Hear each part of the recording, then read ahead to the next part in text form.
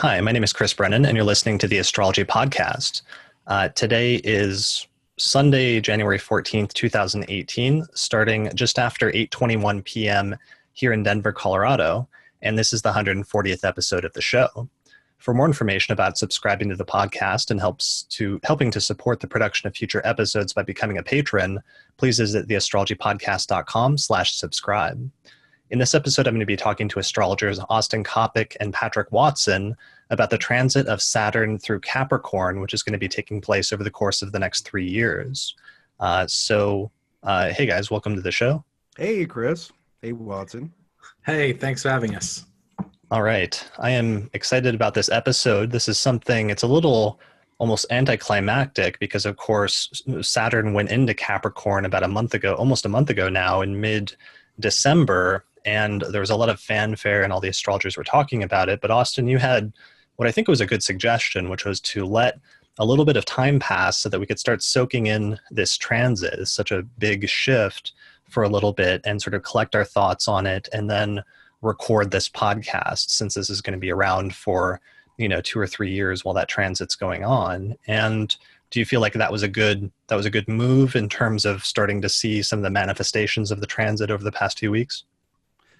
Yeah, as we talked about on a previous podcast, when planets enter a new sign, there's often a burst of significations where you start seeing the themes both at large and on a personal level in seed form. And, just the week following Saturn's ingress, towards the end of December, I saw a bunch of stuff. And some of it was nice in that it confirmed what I thought was going to happen. And then I got a few sort of notes from it as well. That that makes sense, but I didn't write that in my piece. So it's nice to have, we're coming up on almost a month of observation now. Right. Yeah, and you guys both wrote articles and you'd been working on this and researching it for quite a while before the ingress actually happened. I know, Patrick, you did a video. Like how long ago was that you actually published your video on Saturn and Capricorn? I don't remember. Exactly when I published that. It was a few months ago. But it focused on the transit of Saturn through Capricorn as well as its coming conjunction to Pluto, and it was called Sunshine, Rainbows, and Daisies: Saturn, Pluto, and Capricorn 2018 through 2020, and that was available on my site for people to pay for. At some point, I might make it public, but for right now, it's not. Sure. But, yeah. Well, I'm glad you've joined us tonight to share some of that, with the public for free. Yeah. And why don't we jump right into it then, since we are in the thick of it now. So you guys did, since you guys have done, the most research on this, I'll be deferring to you a lot in terms of your expertise and your background in it. But one of the things that you guys suggested in terms of a starting point that I thought was a good idea was talking a little bit first about the basic significations and meanings of Saturn in order to set sort of like a foundation for the rest of this discussion, since this entire episode is going to be talking about Saturn and its transit through its home zodiacal sign. Then it makes sense to figure out what the meaning of that planet is first. So one of the starting points that we talked about, or usually a good starting point, is reading from an ancient author how ancient astrologers conceptualized Saturn and what kinds of significations they gave to it. And then, so we're going to read a passage from Vettius Valens, who lived in the 2nd century, and he gives a list of significations for Saturn, some of which are kind of extreme, but some of which are kind of interesting. And then I'll contrast that with a passage from Cosmos and Psyche, which is a book by Richard Tarnas that was published about 10 years ago for more of a modern take on the subject. And then we'll sort of discuss those significations and hopefully come to an understanding somewhere between those two extremes of modern and traditional. How does that sound? That sounds like a good method. Mm-hmm. All right. Well, I'm going to pull out then my book, available at fine bookstores everywhere, Hellenistic Astrology, The Study of Fate and Fortune, where I have an excerpt that I spent quite a long time. I spent like 5 years going back over this translation over and over again to get the significations that Valens gives for Saturn down. So and there's a bunch of footnotes that I'll leave out, but Valens says, the star of Saturn makes those born under him petty, malicious, having many anxieties, those who bring themselves down, solitary, deceitful, those who conceal their deceit, austere, downcast, those who have a feigned appearance, squalid, clothed in black, importunate, sullen, miserable, given to seafaring, practicing waterside trades. What do you guys think so far? Sounds like my people. Practicing waterside trades. It's one of the funny things in ancient astrology. They often associate Saturn with waterside trades and Right. like seafaring. Chris, I want to jump in because that's stuck in my head for years. Right. And I've always been kind of uncomfortable with that because, you know, Saturn's qualities are excessive coldness and dryness and dryness, right? It's And often he actually says parched or squalid is one of the earlier significations. And being associated with concretization, both literally and metaphorically. But I was thinking about that, I think 2 days ago, and I was thinking about the fact that Saturn is almost universally regarded as representing boundaries or limits. And it occurred to me that being seaside or by a river, like that's the boundary between water and land, which is it's such an obvious boundary. Like if you look at the globe, the main boundary you notice is the blue part and the, you know, kind of brownish, sometimes greenish part. I was like, oh, that boundary. Well, in Greek myths too, you know, the characters always fall to hubris if they ever have to travel past a boundary, you know, past a body of water. So right, which is the structure of hubris, right? Transgressing. That's really interesting. Anyway, sorry, I just wanted to jump in. I had a thought on that yesterday. No, that's good. Do that if you guys have any others here. So I'm going to continue. So Valens goes on. He says, and Saturn, he says, and he causes depressions, sluggishness, inaction, obstacles in undertakings, long-lasting punishments, subversion of matters, secrets, restraints, imprisonment, sorrows, accusations, tears, being orphaned, captivity, and exposures. He makes farmers and gardeners because he rules the soil. He also produces hired workers of property, tax collectors, and violent actions. He produces those who acquire great reputation, notable rank, guardianships, the administration of that which belongs to others, and fathers of other people's children. Of substances he rules lead, wood, and stone.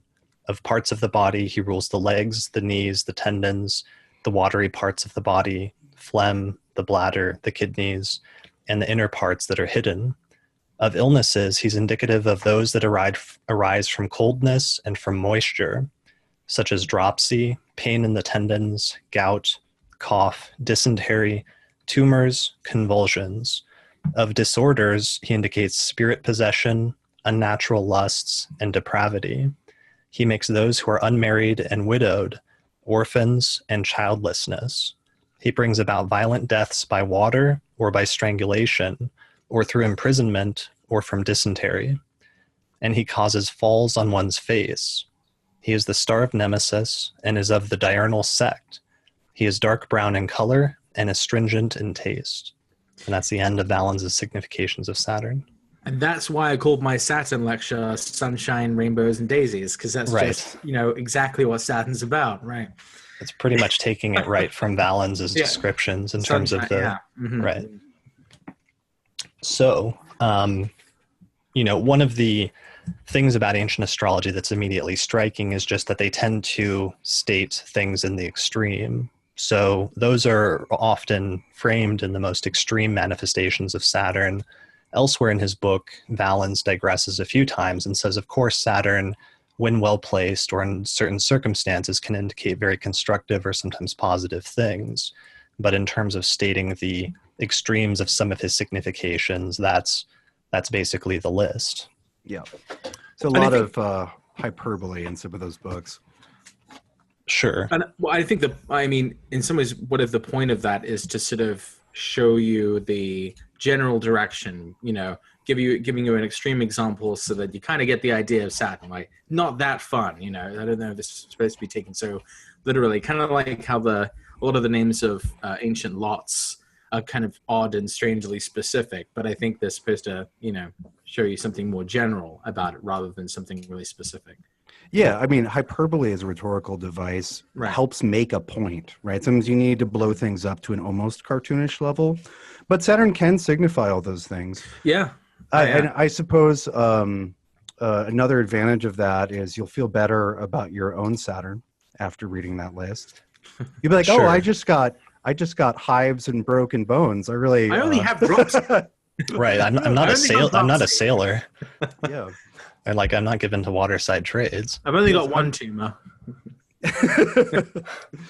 Yeah, and the other thing is, of course, Valens is focused on the literal manifestations, and it's much less about the broader archetypal meaning or psychological or what have you. It's some of that's supposed to be inferred underlying the individual concrete manifestations, and that's why the next author that we'll focus on, a more modern author, will focus on that end of things, which is more of the archetype. So this next excerpt is going to be from Cosmos and Psyche by Richard Tarnas, which was published in 2006.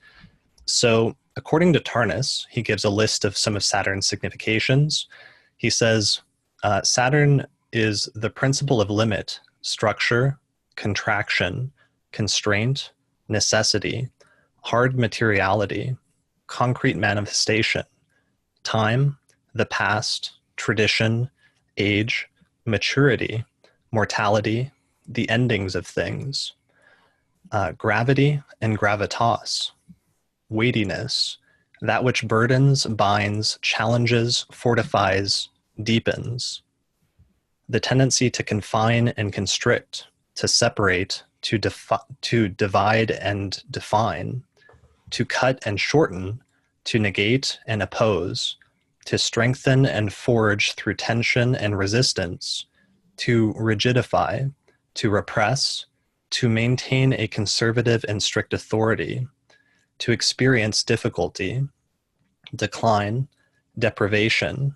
defect and deficit, defeat, failure, loss, alienation, the labor of existence, suffering, old age, death, the weight of the past, the workings of fate, character, karma, the consequences of past action, error and guilt, punishment, retribution, imprisonment, the sense of no exit, pessimism, inferiority, inhibition, isolation, oppression and depression, the impulse and capacity for discipline and duty, order, solitude, concentration, conciseness, thoroughness and precision, discrimination and objectivity, restraint and patience, endurance, responsibility, seriousness, authority, wisdom, the harvest of time, effort and experience, the concern with consensus reality, factual correctness, conventional forms and structures, foundations, boundaries, solidity and stability, security and control, rational organization, efficiency, law, right and wrong, judgment, the superego, the dark, cold, heavy, dense, dry, old, slow, distant, the senex, Chronos, the stern father of the gods. And that's it. So right away, yeah, it was quite a sentence. But you can see he's trying to get to the deeper archetypal meanings from which you might be able to draw, specific concrete manifestations, but some of those are sort of broader concepts that may be tied together or could be applied to multiple sort of underlying concrete manifestations. Using that. Yeah, it was a good list. I mean, the thing about Tarnas I like is that he does, even though it's modern astrology, quote unquote, he actually does try to, and because of his familiarity with history, his first, really popular book, The Passion of the Western Mind, was like a long book on the history of Western thought. He does draw on some of the older sort of traditions and ideas and incorporating that into the sort of modern understanding that he has of the planets. Yeah, the only way I could top that list is just to say to Saturnize, or to Saturn is to do, the archetype is, it's almost just like a list of synonyms, or it's crazy that much is packed into the idea of Saturn, and that we can just express it as, Saturn. But that's astrology for you.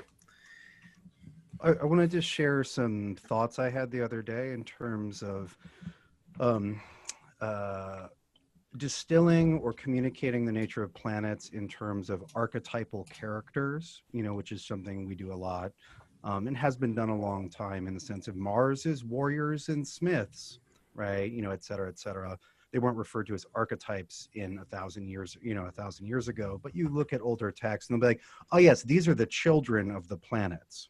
Right. And I always like the children of the planets images and ideas, because it gives you a sense of who are the people of Saturn. Right. So in a lot of children of Saturn images, you get some of the people who are, dirty and disheveled and broken down by work, as Valen says, because they're doing mining or they're doing agricultural work. They're getting their hands dirty. They're working very hard and very physically. You also have administrators, which are mentioned in both of those lists. And, people, I believe, Tarnas mentioned the Senex, which is the wise old man archetype, or the elder as an archetype. And I was thinking the other day, though, in terms of the building or constructive side of Saturn, I really like the idea or the figure of the architect. Because to be an architect is and to oversee the design and building of something huge and physical means cutting the stones and managing the labor and dealing with the inevitable setbacks. If you've ever watched a building project, they're always, always, always behind schedule and over budget. And so I was thinking about, Saturn as both architect and demolition crew to structure. And I was also thinking about the death side of Saturn. And the relationship with the past and the dead. So in my mind, I've been playing recently with this sort of simple pairing of the architect and the necromancer. There's the sort of scary Skeletor version of Saturn, which is dealing with death and and those things. All of the fears which Saturn signifies, which are communicated by the simple visage of the skull. Right. And then I don't know, I've been kind of thinking about that as night side Saturn. And then you have sort of the day side of Saturn being the architect and demolition crew, just dealing with, more concrete, visible things like boundaries and the foundations and building blocks and all that. Saturn is definitely a builder. Yeah. Saturn is definitely a builder. I'm kind of noticing. But what does he, and what, yeah, and well, I believe you're going to tell us about what he likes to build in Capricorn. Oh, he likes to build prisons in Capricorn. That's what he likes to build. That's like my big insight about Saturn lately, is that Saturn likes to build structures which are relevant to the sign that he's in. So in Sagittarius, Saturn builds bridges, and in Capricorn, he builds prisons. And obviously a prison, is somewhere you can't get out of. It is literally a boundary around you where you are supposed to sit and be punished and think about your crimes. And, in isolation, it's the prison is a perfect metaphor in a sense for Saturn and Capricorn. But, it depends. It depends on what you want to choose to do with your time, which is the only thing you have in a prison, and that's coincidentally what Saturn kind of represents. So it's not always going to be, I guess you could just waste the time, but you could also build something yourself while you're in seclusion. You could be in prison, or you could be in meditation or isolation, building on yourself. So But I didn't know if you wanted to get into like some of those like concrete examples about Saturn. Yeah, we'll get to some of that, especially Sure, once we yeah. get talking about the sign. That'll be a teaser for a more Okay, in-depth yeah, there you discussion, go. about half an hour maybe. Sure. Sure. Because I want to get into that with you, and I'm going to restrain myself right now. Cool. All right. With the power of Saturn.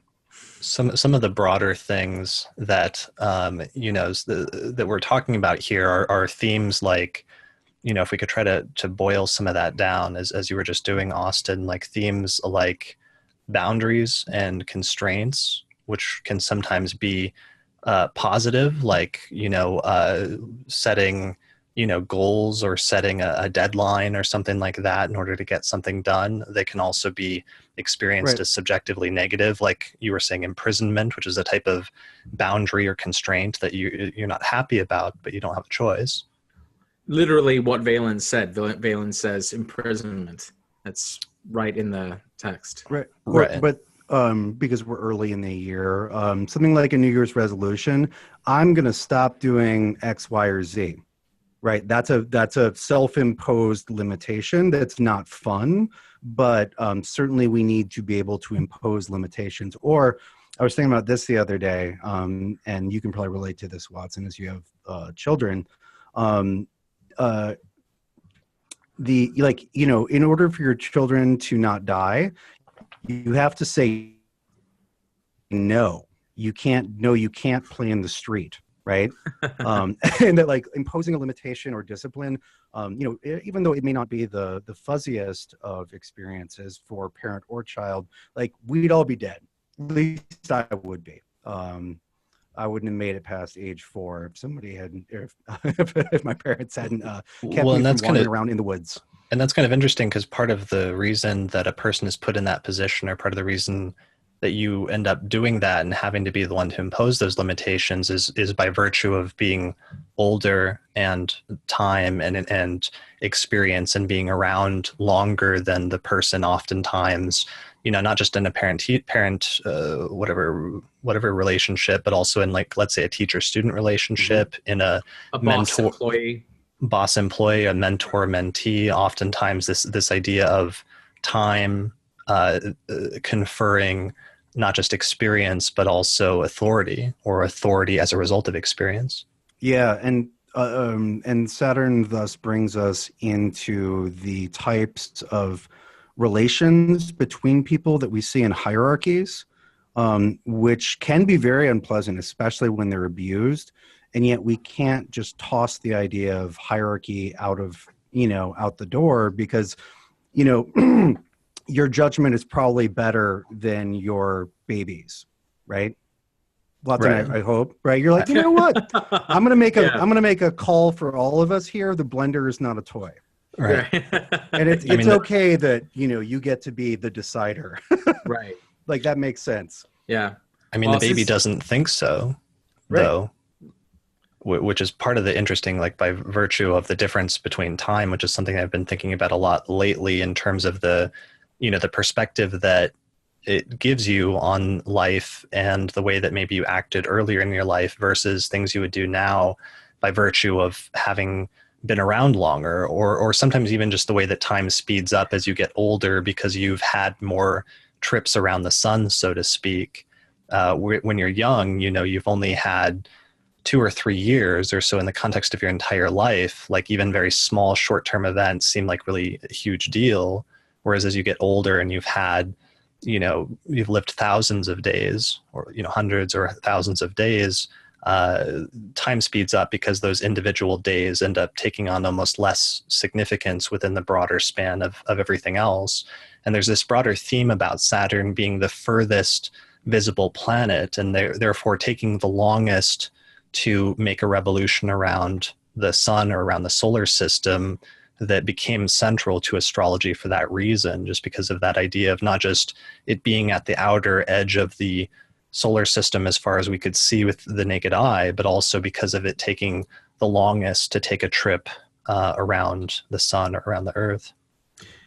I thought it was funny. One of these observations we've made, with modern astronomy is, Saturn itself, the planet, has these very prominent rings, which evokes this idea of constriction and limits, like the planet's handcuffed to something, you know. Right, and astrologers didn't know that until Right. a few centuries ago, but they've been using metaphors that are very much invoke that for hundreds of years prior to that time. It's literally the most visually bounded planet. And so I wanted to just jump in with a few things. One, Chris, you're saying, you're pointing out that Saturn is the slowest, furthest out planet that we can see with the naked eye. And, one of the ways that I like to say that and think about it is Saturn signifies the limit of the visible, right? There may well be all sorts of weird stuff that happens after death, but you can't see it from here, right? It's the limit of from what you can see from here on Earth. It may not be the ultimate limit, but it's definitely the limit of the boundary of what can be seen. And then about just Saturn being the slowest, I discovered recently that in Jyotish or Vedic astrology, Shani, who's the god of Saturn, is considered to be lame in one leg. And, that's why his planet is so slow to go around. And I thought that was really interesting because it lines up perfectly with the way Saturn is often depicted in alchemical and a variety of other medieval and Renaissance woodcuts. You'll often see Saturn lame in one leg with a crutch. And I was like, oh, that's really funny as a literal testament to his slowness. Also, Saturn rules people who've had misfortune happen to them. We're talking about Saturn's children. Those who got wounded and can't walk right are absolutely Saturn's children. And so I thought that was a really nice sort of sync up between different people in different times and places observing Saturn and coming to very similar conclusions. Sure. And one of the things we should say here, especially after reading the long list of significations from Tarnas and the long list of significations from Valens, is the issue is that there is an overarching principle underlying all of this, which like Patrick, you're referring to it as just, Saturn being Saturn. But the issue is that with an archetype is transcendent, and therefore you cannot articulate it. You can articulate a bunch of the manifestations, which are individual sort of aspects of that can be derived from the archetype. The archetype itself, because it can manifest in so many hundreds of different ways, there's no single word that you can use which will summarize all of it. And so people need to understand that's why astrologers give these long lists of significations, because what they're doing is trying to articulate something that cannot be articulated. And by almost focusing on or sort of meditating on those significations, you're supposed to attempt to come close to understanding the archetype that is unifying all of them, even if you can never perfectly grasp it with a single word. Yeah, totally. And I would just add two things to that. I think that instead, you can't enclose an archetype in words, but you can certainly evoke an awareness of it with words. Mm-hmm. And I also, that difficulty in directly describing the essence of a planet's nature is also one of the reasons that a lot of astrologers end up using stories, whether from myth or other places, to try to communicate these rather densely bundled truths. Rather than, I prefer stories to lists personally, but they're both ways of getting your head there. Sure. And that's what we're going to be doing for the remainder of this episode, essentially, is we're going to be talking about different aspects of Saturn and Capricorn and different ways that has been experienced in the past by different people in different contexts, in natal astrology or through Saturn returns or through mundane astrology. And in the process of doing so, we're going to be basically doing the same thing with those examples and trying to get to the bottom of what Saturn going through Capricorn is going to be all about over the next 2 to 3 years in the present time, and the types of scenarios and themes we would expect to see based on some of those past correlations. And if it goes as the Saturn and Sagittarius episode went, that we did about 3 years ago now at the beginning of Saturn and Sagittarius, then we might actually get pretty close to, articulating some of the core themes and the sort of archetype underlying that transit, which will get us, pretty damn close to making relatively decent predictions about what to expect over the next 2 to 3 years from this transit. Indeed. Mm-hmm. So I think that's a good setup. So maybe we should transition into now talking about Saturn and its zodiacal rulership in relationship to the sign Capricorn, and drawing in the other part of this, the other component of the delineation that we're going to be focusing on today, or the combination, which is Saturn moving through the sign of the zodiac that we call Capricorn. So where should we start with that? Well, I want to start by saying that we've kind of already been doing that, because one of, if we're talking about Capricorn flavored Saturn, it's just Saturn flavored Saturn. I heard you like Saturn. And when a planet's in a sign that it rules, it comes across in an archetypally unmitigated way. It looks more like the keyword book than if, Saturn was in, Virgo. There's going to be, a very definite admixture there.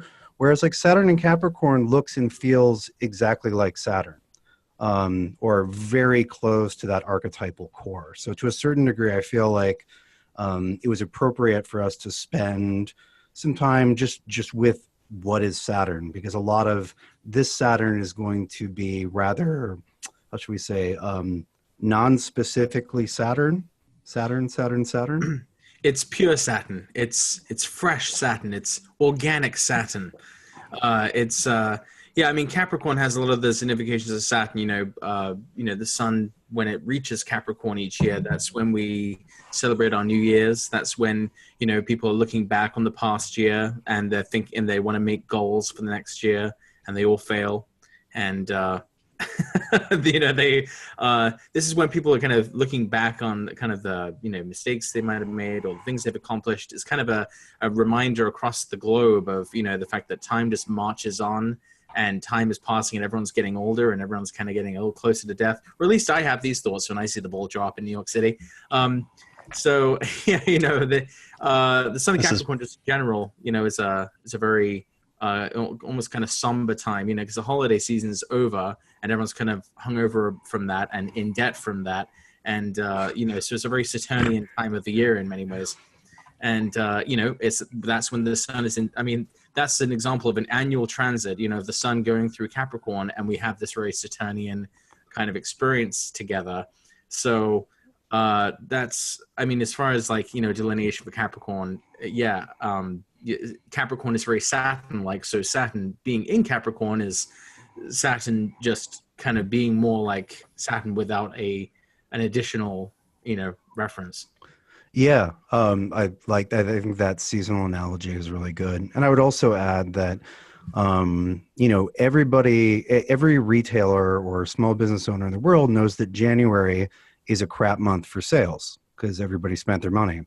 What I think one of the few filters that we can really meaningfully apply to Saturn and Capricorn is that it's the earthy side of Saturn. Mm. Saturn already is predisposed towards rather concrete and heavy things. But Saturn also rules Aquarius, which is an air sign. And so Saturn and Capricorn is especially the earthy half of Saturn, right? Mm-hmm. And one of the reasons, we're talking about architects and building and stone and demolition and the bones of the dead. Like there's a materiality and substance to Saturn and Capricorn significations, which I don't think are quite as present during Saturn in Aquarius. You see a lot of laws being drafted, important laws being drafted and passed during Saturn in Aquarius, and that's certainly an important thing that affects the material, the materiality of our lives. But a law is an abstract, airy thing. Whereas it's more abstract. And that's Saturn too. Capricorn's more real, right? Yeah, right. Yeah. Like the law is an idea. Whereas like my home is a physical structure. And so I think we are a little bit, we do need to shade a little bit towards the material. Right. The other thing that really kind of clues me into what Capricorn is really about is to remember that Capricorn isn't just where Saturn is at home, but, which makes it the sort of naturally serious, somber place, but it's also where Mars is exalted, so this is a place where kind of action and violence is kind of well directed. Mars kind of gets like a Saturnian edge to its blade in this sign. It's where Jupiter is in its full. This is not a happy place. This is a place where justice, isn't really supported. It's not about your feelings. It's not about, Jupiter. Like Jupiter is like not at home in this sign. The moon, forget about it. Emotional needs are not really supported in the sign. This is a tough sign. You're gonna get in here. You're gonna, go by the rules of Saturn. Like this is not a place for Moon and Jupiter people. This is a place to go if you're a tough guy like Mars, or a serious person like Saturn. It's kind of a. It's that's sort of what clues me into this sort of general idea of Capricorn is what planets are supported in this sign, which planets are not really welcome in this sign. If I can jump in on that, and so one way to think about it from, let's say, sort of an electional point of view, if you have like a sweet and squishy sign, let's say so the Moon and Jupiter are very happy in Cancer. Right. And so if you want to do like sweet, loving, gentle, organic growth sort of stuff, that's Venus and Jupiter in Cancer would be the perfect place to do that. But life requires many other types of activities, and life requires Saturnian and martial activities, right? Where there are things, there are lots of things which require a stoic or even fierce attitude that life absolutely requires. And so that's Capricorn, right? Archetypally. And Saturn there, we could say, is a good time to do hard things. Yeah, absolutely.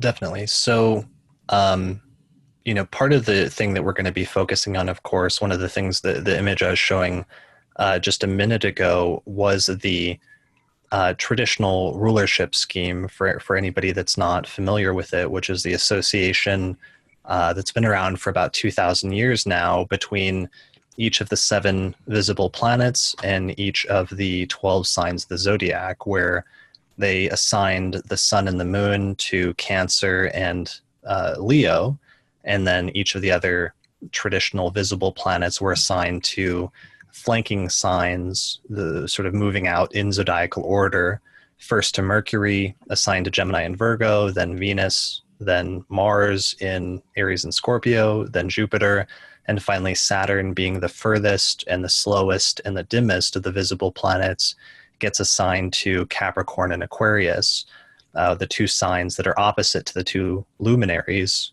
the sun and the moon in Cancer and Leo. And so light versus dark. Right. So a lot of those significations from Saturn, and even many of them from Tarnus, end up focusing on this contrast between what the sun and moon signify as the 2 lights or the 2 luminaries in Cancer and Leo, and then what Saturn indicates or signifies in contrast or in opposition to, as literally being on the opposite side of the zodiac from those 2. And one part of that is the manifestation of Saturn in Capricorn being in a feminine earth cardinal sign, and the other is Saturn's manifestation as the traditional ruler of Aquarius in a fixed air masculine sign. So today we're going to focus a lot on Saturn and his sort of feminine and earthy manifestation in Capricorn, but there is that other side, as you guys were talking about, or as you mentioned, Austin, which is the more sort of airy side of Saturn, which is in Aquarius. Yeah. So, and then just for another visual, can you guys see this from the circular calendar? Mm-hmm. You can see most of the top, or I can see the top half. You can see Saturn. Yeah, that's what I'm focusing on here, is just Saturn right there in the middle. This is from the circular planetary movements calendar that Paula Bellomini and I designed this year for 2018. And right there, it shows Saturn at the very start of 2018, ingressing and making his way into Capricorn. Eventually, it's going to go retrograde. What do you guys know what degree station's retrograde at in 2018? It's like 10? 11 or 9. Yeah, I mean, it should be somewhere around there. But I think it's 2 to 9. Okay. 2 to 9 is what I remember. Okay, so it stations there, and then it retrogrades back to early Capricorn, where it stations direct, and then moves forward again until it gets to almost mid-Capricorn by the end of 2018. So, of course, that's only, this year of 2018, and we're talking about a period that's going to span from, Saturn going into Capricorn in December of 2017 all the way until, I think, December of 2020 is when Saturn will finally leave Capricorn for the very last time. So it's a full, essentially 3-year-long transit of Saturn through that sign. Of course, one of the big things that we can notice right away is it's going to catch up to Pluto at some point, who's been transiting through Capricorn for about a decade now. And I know, Patrick, you've got a lot to say. I know both of you actually have a lot to say about that, which we'll get to in a little bit. But I just wanted to have a quick just visualization of Saturn. And look how far, I mean, one of the reasons we designed this calendar is so that you could visually see how far Saturn will move compared to any of the other planets over the course of an entire year. He really just moves through, about a third of the sign of Capricorn over the course of 12 months, whereas the rest of the planets, Jupiter is moving around in Scorpio, and then eventually by the end of the year, he's a full 30 degrees over in the middle of Sagittarius.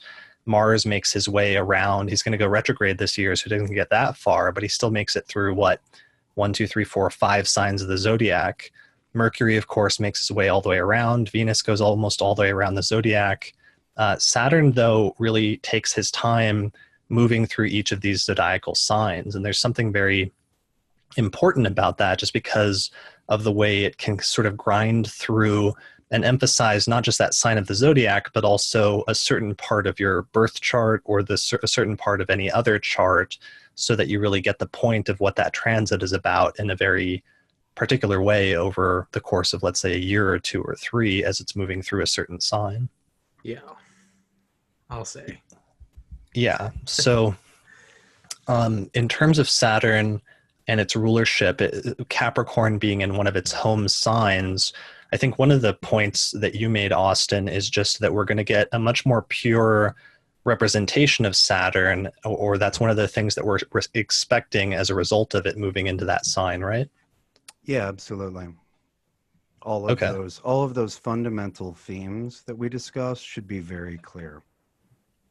Sure. And Patrick, that was one of the things you were saying as well, in contrasting it with Saturn moving through Sagittarius, where the manifestation was Saturn expressing itself often through Jupiter's significations. So things like travel, you pointed to bridges, for example, like Saturn building. A to B. Yeah, an adventure, going somewhere, connecting places. Whereas Capricorn is like holding up in a place and just staying there, in Capricorn. It's well, and the we'll freeway get into this. versus the prison. Yeah.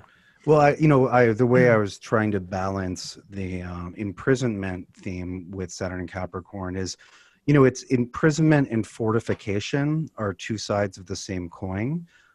If you have like a giant, super secure, stony palace, that's awesome. You're fortified. If things go bad, you're fine. However, if somebody's keeping you inside of one of those, we call it a prison, right? It depends. It very much depends. Do you want to be in? Yeah. See, the fortress keeping you. That's sort of really is. It's what keeps things out, or right. As well as what keeps maybe you in. Right, and again, that can be amazing or terrible depending on where you are in that same picture of the big stony building. And this shows up so literally with Saturn and Capricorn transit. It's crazy. Just as an example, I know we're going to get to like historical examples and stuff, but like, for example, the Berlin Wall was first erected in the 1960 Saturn and Capricorn period.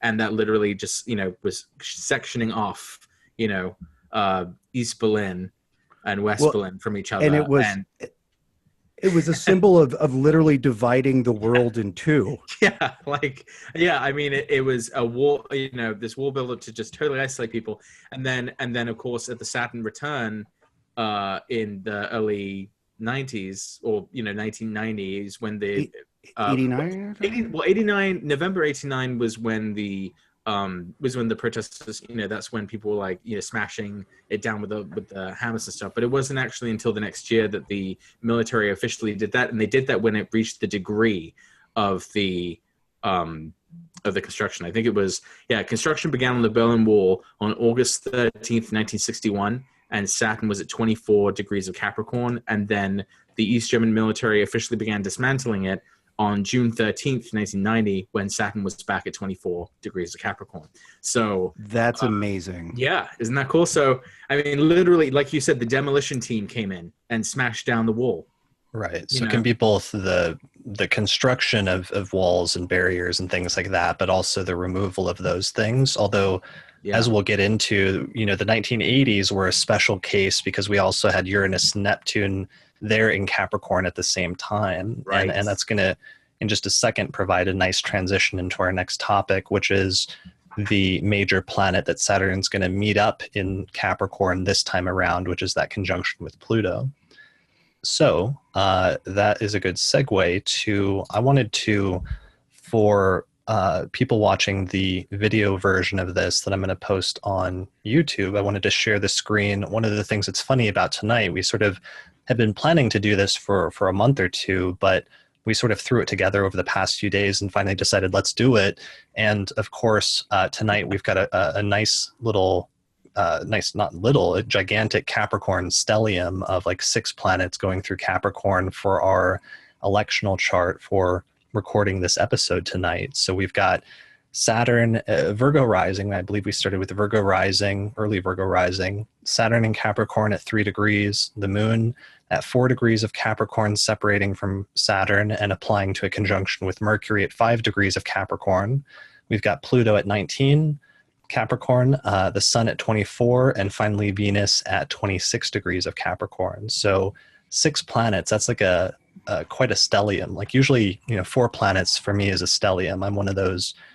Apparently there's a debate about this, and some people say 3 planets is a stellium. I'm a 4-planet stellium person myself, but I don't know about you guys. Are you guys 3-planet? I agree. I think at least 4. I mean, I don't know. I don't. You don't care? I don't care. I mean, if it's 3, it's 3. If it's 4, it's 4. 3 is significant. Yeah. 4 is more significant in that direction. I guess I'm not that concerned about that word. Sure, stellium. Well, it's one of those words that people get fixated on very early in their studies, especially if you have a stellium, but that becomes slightly less important, just like yod or something like that. Like I have somebody says they have a yod in their chart, and attaching that word doesn't change my interpretation of that, configuration. I mean, if you have, a bunch of planets in a sign, then you just got to, interpret those planets being in the sign, regardless of whether you call it a stellium or a superstellium or a mega, there's no, difference really. But all right. but if I was gonna use the word, I guess I'd say, well, maybe at least 4. But yeah, it doesn't really matter. Sure. All right. Well, this is definitely, let's say, a stellium. I think there's nobody that's going to argue that point. Actually, it's a superstellium. Yeah. Right. Yeah. So this is our starting point then for recording this discussion, and so Saturn in the last transit, I'm still like laying down some foundational stuff in terms of outlining the parameters of Saturn in Capricorn. And one of the things that was weird about, last time, of course, is we had this gray area where Saturn, I think, first ingressed into Sagittarius in like late 2014, but then it retrograded back into Scorpio before finally eventually going back into Sagittarius for the final time. We don't have that in this instance. In this instance, it just went straight into Capricorn in December of 2017 and will now stay there for the next 2 to 3 years, basically, right? Yeah. At least in terms of the first part of that. No takes backsies. And already, I mean, I've started to see, because in my approach using whole sign houses, as soon as a planet ingresses into a new sign, it moves into a new house, and you can immediately start seeing some of the circumstances and the situations that are going to be associated with that transit over the next 2 to 3 years as soon as it ingresses in. And I'm already seeing that in a lot of people's lives around me. Have you guys seen similar things? Just dramatic. Absolutely. I mean, just appalling. Okay. This is the one time, I got exactly what I expected might happen, and I'm not any happier for it. Sure. Yeah, and we'll get into some of those examples later. But so anyways, just animating the chart, Saturn's going to be moving through Capricorn, and of course it stations retrograde and direct and goes back and forth a few different times over the course of the next few years.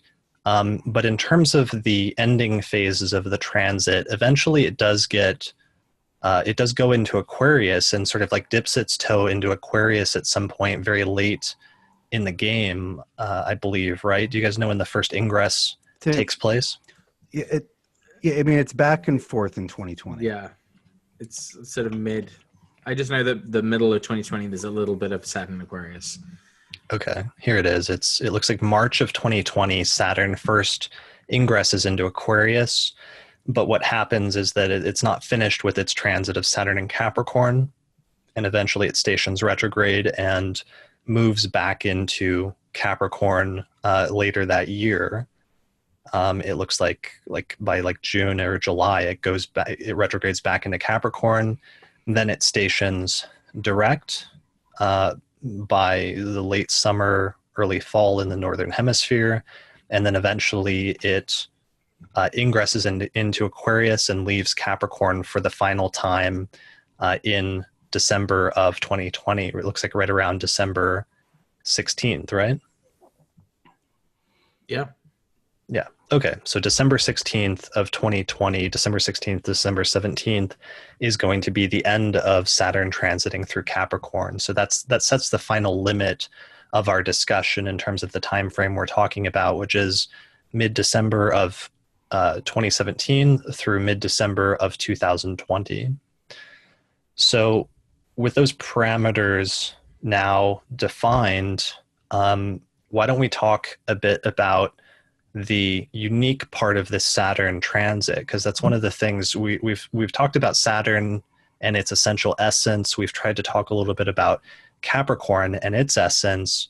One of the complications, though, that we talked about, that we've mentioned already in terms of trying to discuss what this is going to mean, is that Saturn very rarely is just transiting through that sign on its own, but instead, in different eras, it will meet up with other outer planets, and sometimes that can color and really influence the expression of Saturn in Capricorn. This time around, the big difference, and one of the major things that's going to make a difference that a lot of astrologers are talking about and focused on, is that Saturn is going to conjoin Pluto exactly at different points, a few different times, eventually once it gets into the middle and late degrees of Capricorn, right? So yeah. I believe there's one exact conjunction. Oh, there's just one? It just passes by once? Yes, and then once. I believe it's on February 22nd, 2020. It's I believe that is correct. Okay, so that is towards the very end then of the transit. Yeah. So it happens in late. It's like 22. I think it's February, the second month, 22nd day of the second month on 2020 at 22 Capricorn. It sounds like a conspiracy. Right? Yeah. 222. Yeah. So that number kind of jumps out, but yeah, I don't know how much to make of that, but right, yeah. Well, so even though it's only going to make one perfect conjunction, it will be sharing the sign with Pluto the entire time. Yeah. And so that's, for those of you who are unfamiliar, that's a condition called co-presence, which is not as strong as a conjunction, but is very meaningful. And Watson, I know you have a bunch of good stuff that you dug up about Saturn-Pluto co-presence. Yeah, so basically, we have to understand how kind of rare this is.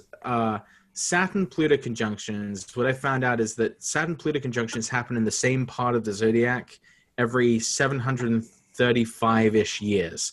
So the last time that Saturn was conjunct Pluto close to this degree was in the year 1284, 700 years ago. Wait, do I have that right? Yeah. 1284. There was another time that Saturn was conjunct Pluto in Capricorn, and that was in 1518, but that was at 4 degrees of Capricorn. So yeah, in the year 1284, that was the last time Jupiter and Saturn were in that sign together. Yeah, close to those degrees. It precesses a few degrees back, but that's like basically the Saturn-Pluto recurrence is 735 to 736 year recurrence. And so I don't know what exactly to expect. I mean, I haven't really done much work with this aside from just kind of finding this out and seeing what historical parallels there might possibly be. I don't know. It's not going to be something that connects immediately, obviously, because, I mean, everyone from that time is, totally dead.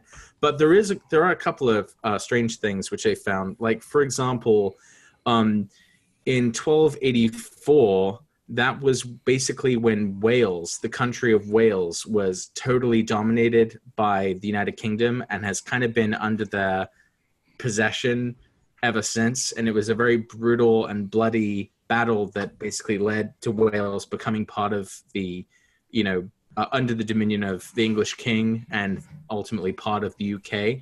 And what's interesting about that is that it meant that in 1284, that was the year of the first Prince of Wales, who was an Englishman. And the only reason that is significant now is because we're now coming up to the likely death of the Queen Elizabeth II, who will now, if her son Prince Charles, who is currently the Prince of Wales, takes over, we will now have a new Prince of Wales, who would be William, I suppose. And, a lot of people are kind of wondering about what's ultimately to become of the monarchy in the modern age. Simple, there have been some calls to potentially abolish the English monarchy after Queen Elizabeth dies. So it'd be very weird and interesting if there were something that comes about as a result of Queen Elizabeth's death that might change the relationship between Wales and England, as it did at the previous Saturn-Pluto conjunction all the way back in 1284, where we had the first Prince of Wales, who was an Englishman. And she's actually Capricorn rising, isn't she? Yeah. Also, she. I think she kind of has. I think she has her. She has a significant Uranus, Taurus placement as well. So, like when Uranus enters Taurus, that's like right on Prince Charles's midheaven. So that would sort of like something significant is happening. That's the only thing I can think of that would potentially bring this about is the death of Queen Elizabeth and then some sort of reorganization with the relationship between Wales and the UK.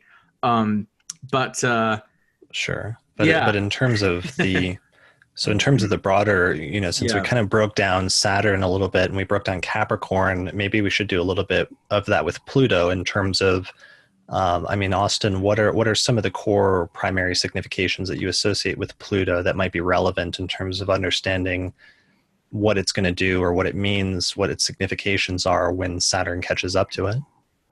Yeah, well, so I tend to think of Pluto because it's such a different creature than all of the rest of the planets. It's in an entirely different layer of the solar system. Its composition is very different. Its orbit is very elliptical, and it's inclined. I tend to kind of put Pluto in its own category, and I tend to see Pluto more as a really intense modifier to other planets. Right, like an intensification of the significations of the planets it touches. Yeah, and sometimes that's a total disruption of them. Sometimes it gives them weird superpowers. If I were going to associate what Pluto seems to do with any of the traditional points, I would say Pluto is more like the nodes. It's more like the eclipse points, in the sense that it strongly modifies that which it touches. It's sort of, you think of it like all the planets are colors that you're painting with. And then Pluto is like, hey, what would happen if I blowtorched this canvas? It's like this fully other element.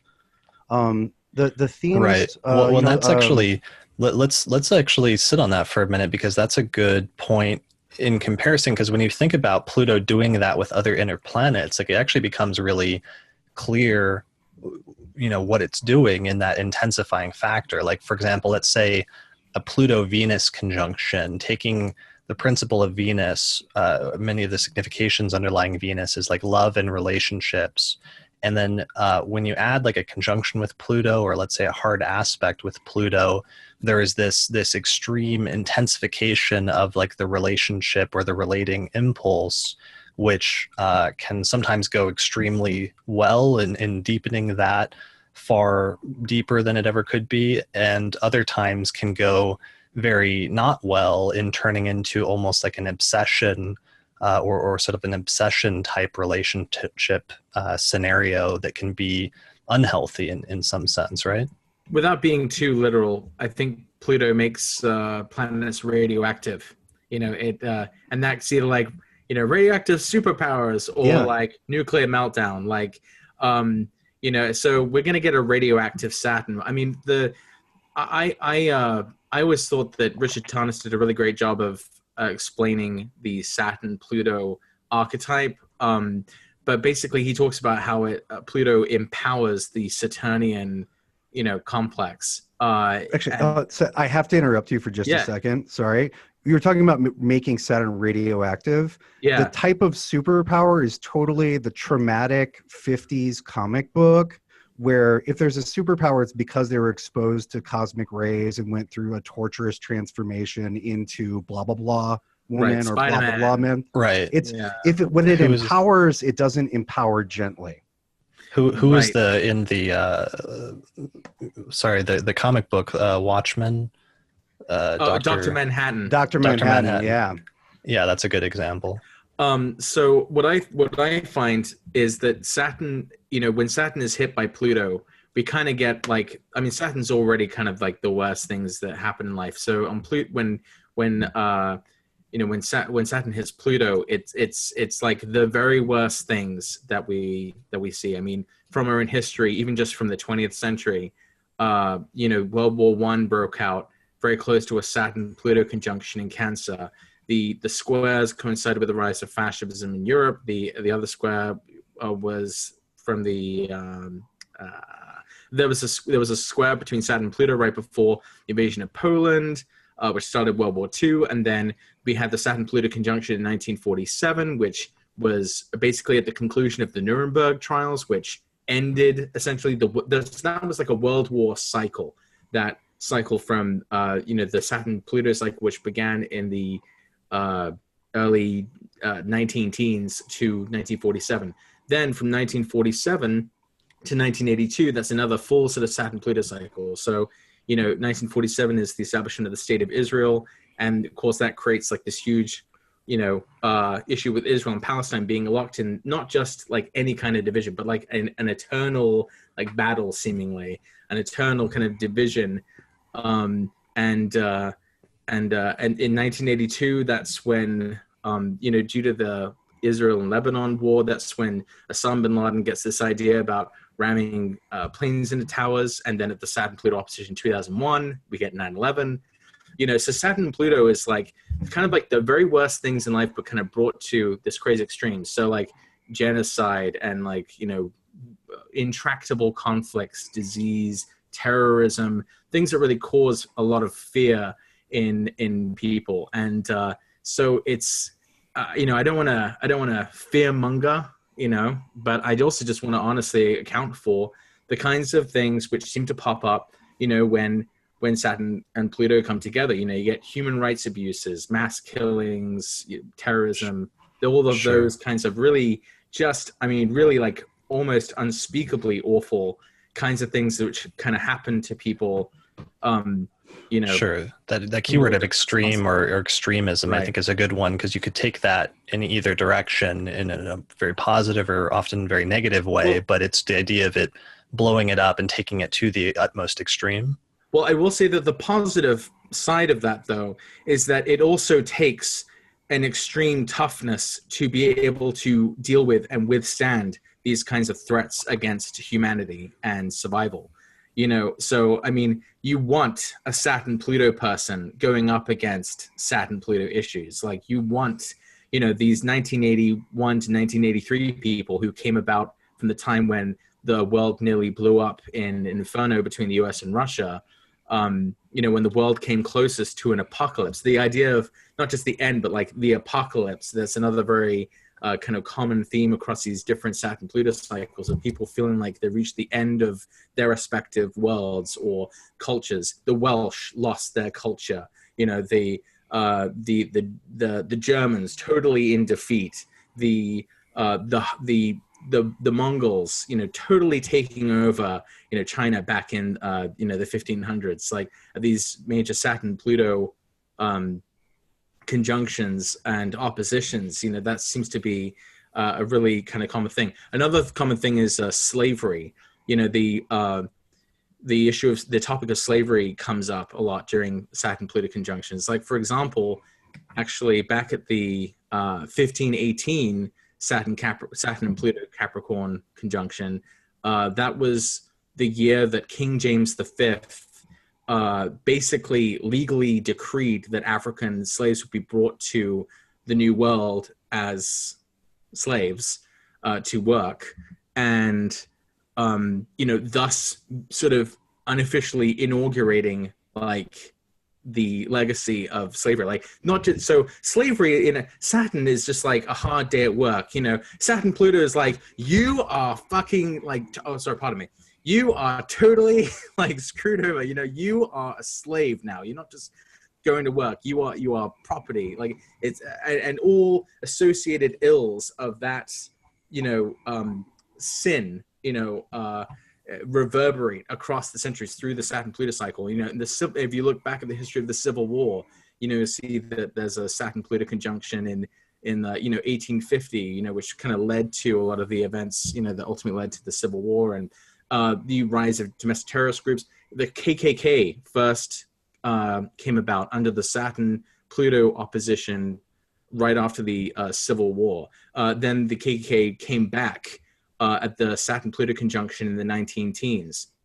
And then during the Saturn-Pluto opposition in the 60s, you had the KKK come back, you know, in opposition to the civil rights period of the era. And then you have, and we seem to, I mean, Saturn's back in Pluto, Saturn's about now co-present with Pluto. I think we're going to be kind of seeing this theme of like hate groups, and things like domestic terrorism. All of those issues really come to, you know, a big head, because we're coming from the, you know, we're coming to the end in some ways of a cycle that was started in the early 80s from the last Saturn-Pluto period, and that sort of encompasses these ideas of terrorism and hate groups and all this stuff. So Sure. Like, yeah, so I mean, as far as like Saturn Pluto on just a conceptual level, you can see how like, yeah, Pluto is taking Saturn and just making it radioactive. Like, it's not just your average bad stuff. It's like the really, really terrible stuff. Sure. And Austin, what do you think? Oh, it's not often that I get put in the position to be the positive one. Please save us from Patrick's depressing but very probably accurate, unfortunately, overview of Saturn and Pluto through history. Yeah. So yeah, I mean, if you're gonna track cycles, the Saturn-Pluto cycle is the most depressing to track. It's not the only thing happening at any point in time. There's a huge difference between what happened in the early 80s and the outbreak of World War I, right? I mean, you might have felt that was a bummer in the early 80s, but they're not at all on the same scale. And although the establishment of the beginning of the Israeli-Palestinian conflict is certainly not something we can look to as bad, World War II, which it followed, was considerably worse, right? So these conjunctions are don't always mark, they don't always mark peak nightmare, right? If we're looking at, if we're looking at the one in the late 40s, that was what followed peak nightmare. What they do, in addition to bringing up the topics, and they bring up the reality of those things, but they they also bring up the fear of them. Yes. Which may or may not be the same. There's something to be said for the traumas of the past echoing through the present. One of the points I wanted to make that I think gets made by several of the things we're going to talk about, and we've already talked about, is this run of Saturn through Capricorn has, in a lot of ways, it's the end of a thing, right? To use the horrid example of slavery, I don't think we're going to see slavery reestablished, but we are coming to, like, maybe, hopefully, maybe this is like we work through that toxic legacy on a deeper level during this time than we have for a long time. Another sort of coming to the end of factor here is, and I'll try to make this brief because I don't want to get too technical about it, but Saturn's time in Capricorn gives us the last 3 years of what's been an over 2-century cycle of Saturn-Jupiter conjunctions in Earth signs. And the Saturn-Jupiter conjunctions being in signs of a particular element for 200-ish years at a time is one of the sturdiest building blocks of mundane astrology, and has been for at least 1,200-ish years, probably older, but sources that we have about 1,200. And when you look back at history in terms of centuries and arcs, it's very convincing. And so, forget about the age of Aquarius. We've just started the last 3-year countdown to history since the beginning of the 19th century. The last one began in 1802 with Napoleon trying to take over all of Europe. And we've had every industrial revolution since then. We've had a whole lot of people fighting about territory and resources and control. This is the last 3 years of the Earth cycle. And literally a week after Saturn goes into Aquarius at the end of 2020, we get the beginning of 200 years of air. And air isn't necessarily rainbows, but it's different. And where we are right now and where we're going to be through this entire Saturn and Capricorn period is we're going to be wrapping up, looking back, probably also breaking down and throwing away some of the structures, mentally, emotionally, and otherwise, that we've had to deal with for the last 200, that we've built up over the last 200 years. The last 200 years have a very complicated legacy, and so there's that sort of endings before beginnings quality with us, just from the viewpoint of the triplicity cycle, and then that endings before beginnings theme is 100% there with Pluto, and during 2019 and part of 2020, we're going to have solar and lunar eclipses on the south node right next to Saturn. The south node is also very much bringing up and processing old stuff. And so there are, you can look at this from a variety of angles, and you kind of end up with that sorting through and dealing with the past, and not necessarily just celebrating the great things that have happened. I think that's going to be yeah. Go ahead. Oh, I was just going to say that I think when people look back on this time period in the future, I think that, I don't know exactly what they would call it, but I think that whatever name they would give it would have some allusion to like the end of, like the endings of, this was the end of this, like this, that the theme of endings will come across, will reverberate through many different spheres, whether it's political, economic, social. The sort of the structures we built up to support society on will be kind of irrelevant or not, the point instead of Right. the point. And it would have been the end just in and of itself due to the shift of the Jupiter Saturn conjunction cycle that you guys are talking about. That like that in and of itself, the shift into from the Earth triplicity where it has done that in the Jupiter Saturn conjunctions have been in all Earth signs for like a couple of hundred years, and then shifting into air signs for a couple of hundred years in and of itself would have indicated a big shift. But the fact that Saturn is hitting Pluto at the very end of that seems like an intensification or exaggeration of that. And there are going to be eclipses on top of it. Yeah. I mean, right. The skies speak clearly. And just one thing, just one point, just so I don't get lecturing emails. Yes, I know about the difference between the mean and apparent conjunctions of Saturn and Jupiter. And yes, I'm aware of the premature Jupiter-Saturn conjunction in Libra in the early 80s. I'm just not trying to get into all of that right now. But I'm glad that you know that. That's cool. We can talk about it. But I'm aware of that. But this is what we're looking at in 2020 is the apparent. You can actually see it. Jupiter-Saturn conjunction in an air sign that will be followed only by Jupiter-Saturn conjunctions in air signs. And that's why it's the final piece of moving from Earth to air. It is the last time that we had Jupiter, Saturn, and Pluto kind of all together in the same part of the zodiac around this degree was 1894 BC.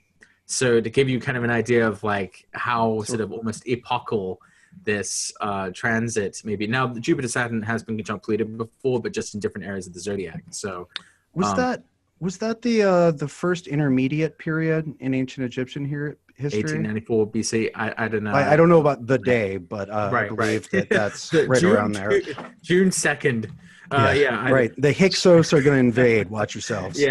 I can't speak to what exactly that will mean, but yeah, the theme we were talking earlier about how this theme of endings will be present, and one way that I've kind of already figured out that we'll be thinking of endings is just in terms of like popular entertainment. The fact that in 2019 and 2020, those are the years where we're going to be seeing the final Star Wars film, like the final Skywalker saga when Episode 9 comes out. Is happening at that time. It's the end of that.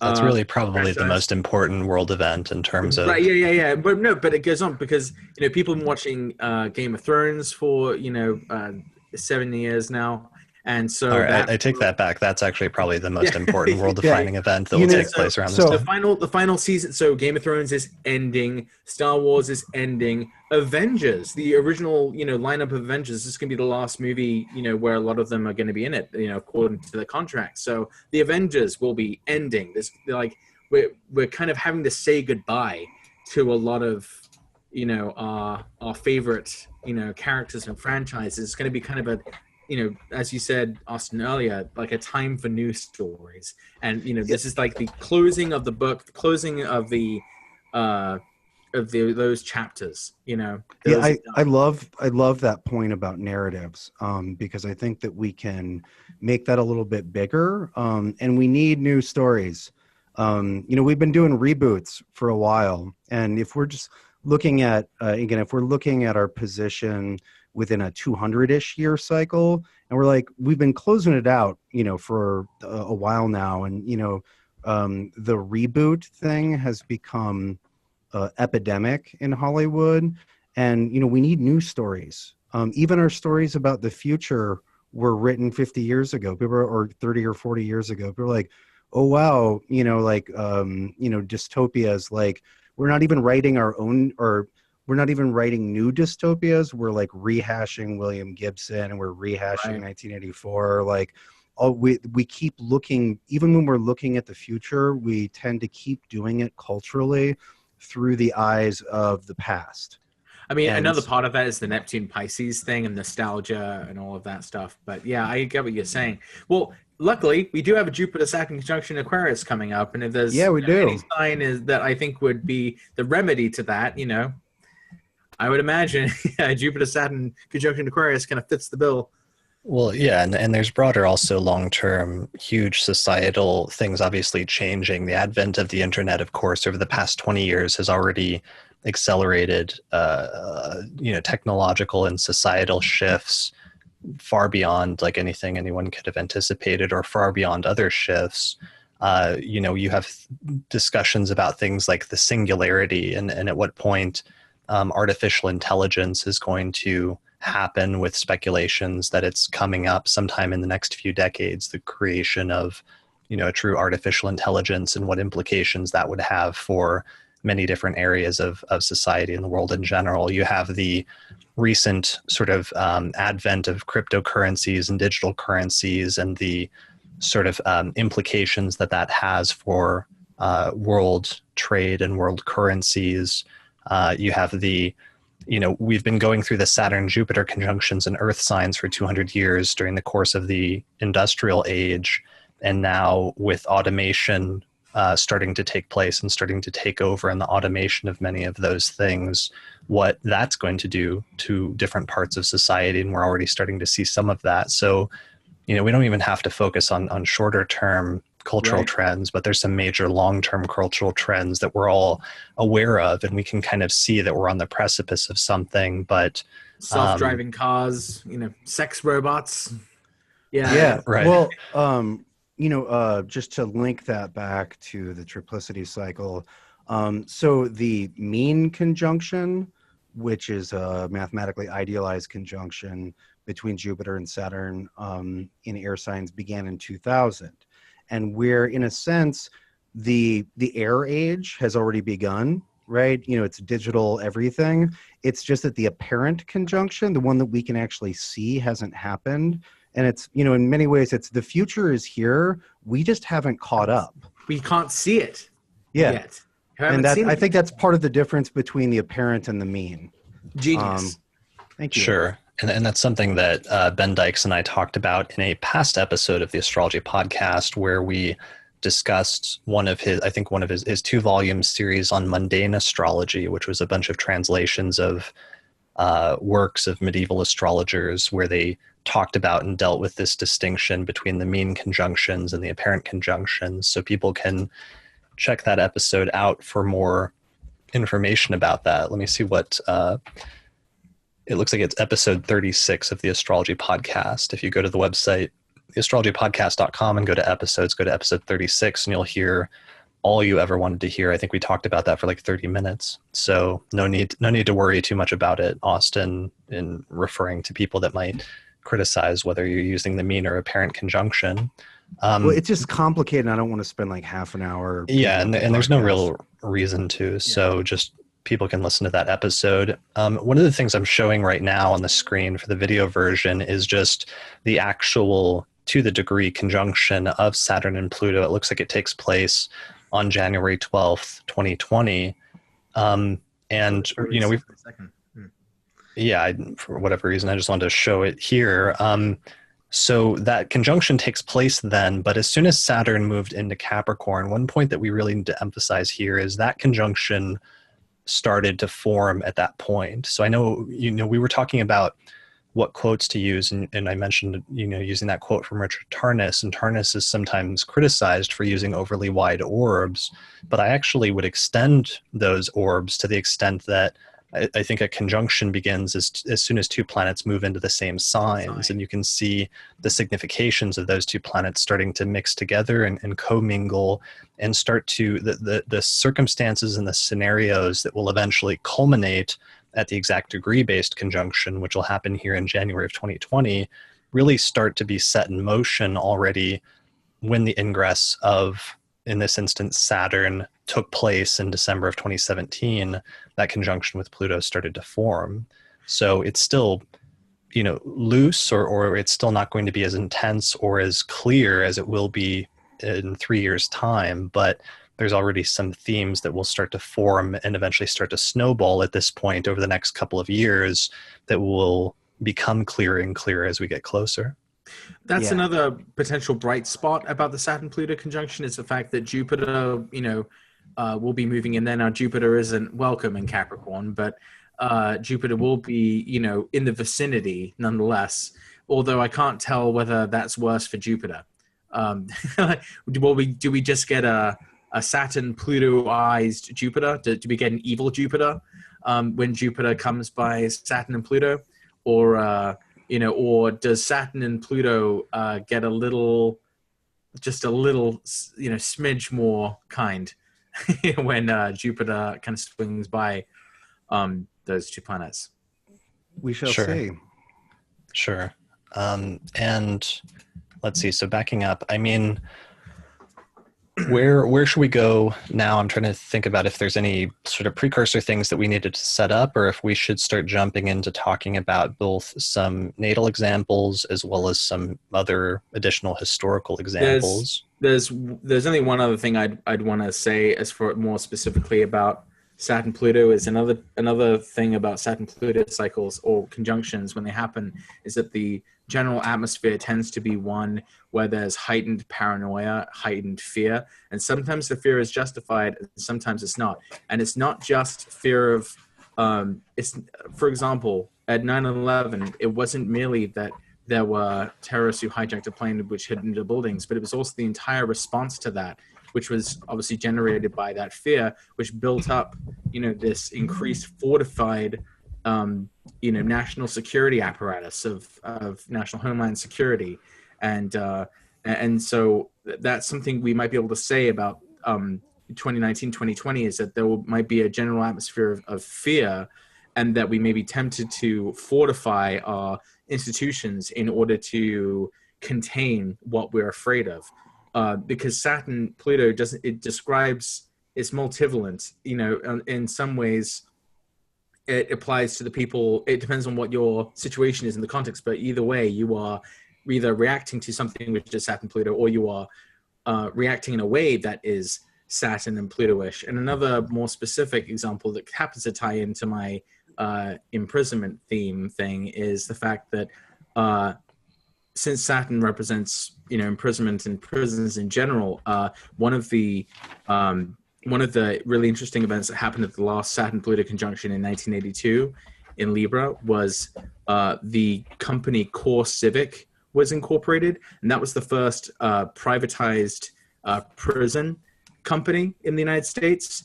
And they had a huge boom in their business after 9/11 because the government gave the contracts for them to create prisons to detain immigrants. And so now that we're coming back to another Saturn-Pluto conjunction, and it's actually in the sign of Capricorn, which we already know Saturn has this history with prisons, I think we're going to see, unfortunately, a potential reaction to incidents or terrorist acts which cause this company, or the notion of privatized prisons, which we know are abusive of justice in many cases and of law, that will be empowered. That will be an empowered impulse and a likely consequence of terrorist threats or otherwise. Fortification of national security apparatus and the use of corporatized prisons, which that's just that phrase by itself evokes Saturn Pluto. Saturn as prison, Pluto is sort of empowering or powerful, a corporatized prison. Sure. I really like that, what you're saying, the idea of heightened periods of fear or heightened feelings of fear, because fear, in a lot of modern astrology textbooks, that's one of the core, I forget who I was reading, I think it was like Bill Tierney or somebody like that, who said one of the core things to him that Saturn signifies is fear, and where in a natal chart a person has fear in their life, or where they have some underlying sense of fear, because that's something that over the past 3 years of Saturn going through Sagittarius, I felt that was one of the most clear manifestations of that transit, is that Saturn was indicating fear, and that Sagittarius was indicating this broader theme of that which is foreign. And it was like manifesting in this very literal way of like fear of foreigners in different ways over the course of that 2 to 3 year period. There is a certain person who is proposing that another wall be built to keep certain people out of this place. Sure. And that's happening as Saturn is now in Capricorn. So who knows if, that will finally come about as a result of the transit. So let me chime in here with something cheery, You're gonna balance us out I'm again. the resident Bubba today. Oh my gosh. Apparently I'm the optimist. So yeah, Saturn and Pluto definitely does all that stuff. It brings up that stuff. It times those sort of terrible things. But just use the Berlin Wall example. We came back to the topic of walls and decided to tear one down. Here, my idea, or my hope, which I think is not unsupported by the configurations we've discussed, is that maybe some of this attention on the Saturn-Pluto stuff, because it's so closing out a cycle, will be like, hey, that corporate prison thing, maybe that wasn't a good idea. Right. Maybe some of this attention, because it's so end cycle, will absolutely fall onto these fearful constructs. But while some will no doubt be built and more in fear will certainly be generated, people are always scared when society's in transition. But maybe some of that attention will be like, let's maybe not do that. But sometimes that only happens when something is taken to the utmost extreme, and then people see, what it actually looks like to take something to the extreme and how bad that can be.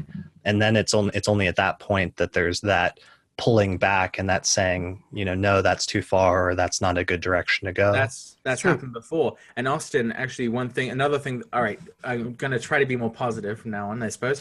Leave me room to be negative. Right. Got to give Austin some space. That's right. My line. Yeah.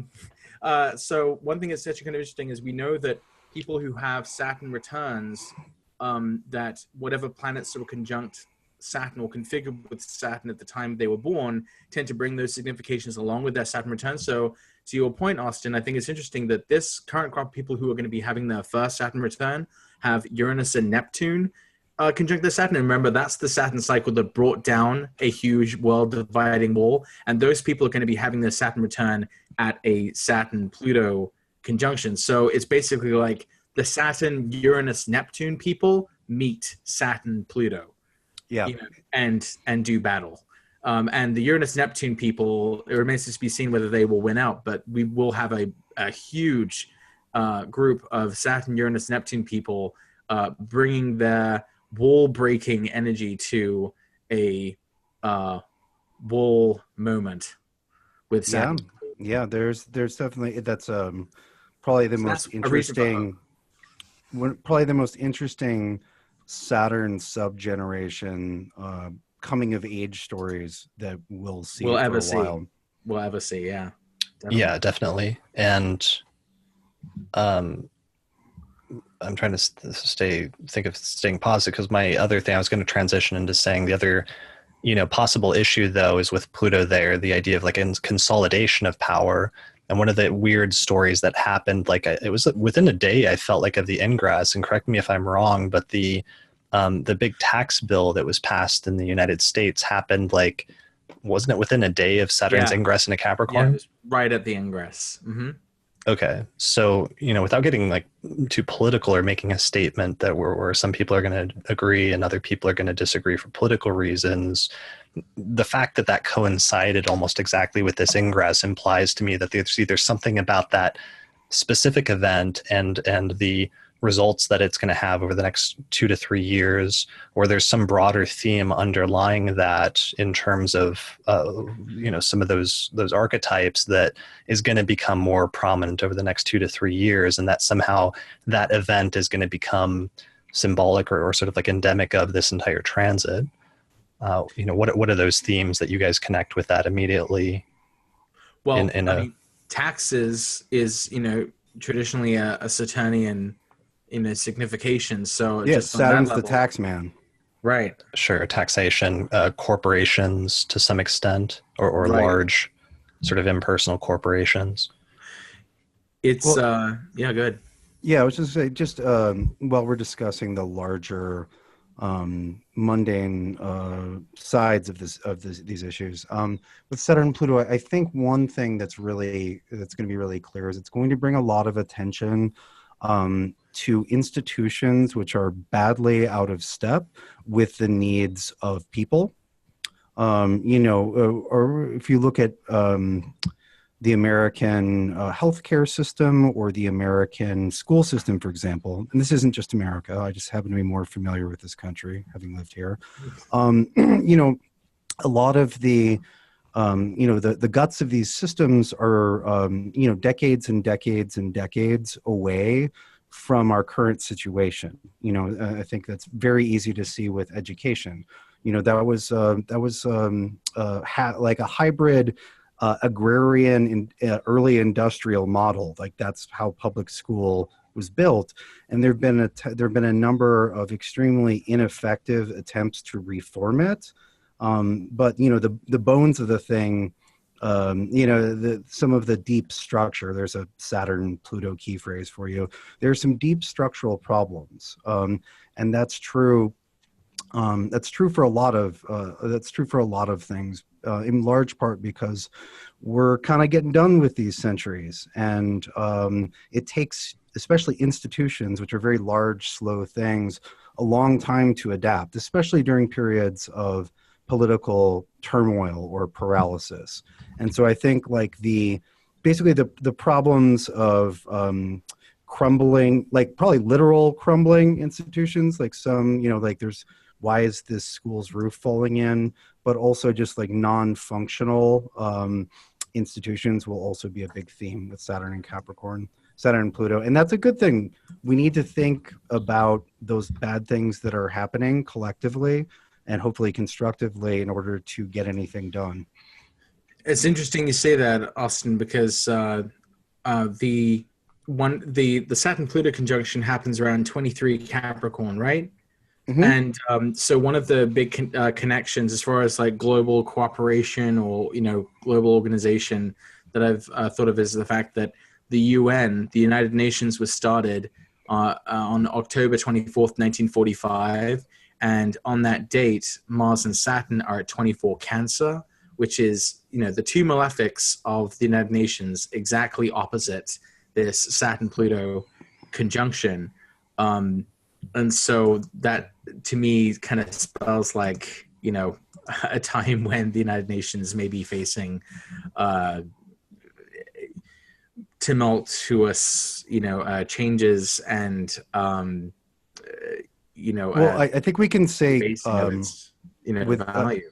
Well, I think we can say that that's an international institution rather than a national one, but that it was created to address the needs of a time period which are increasingly distant from what the world looks like now.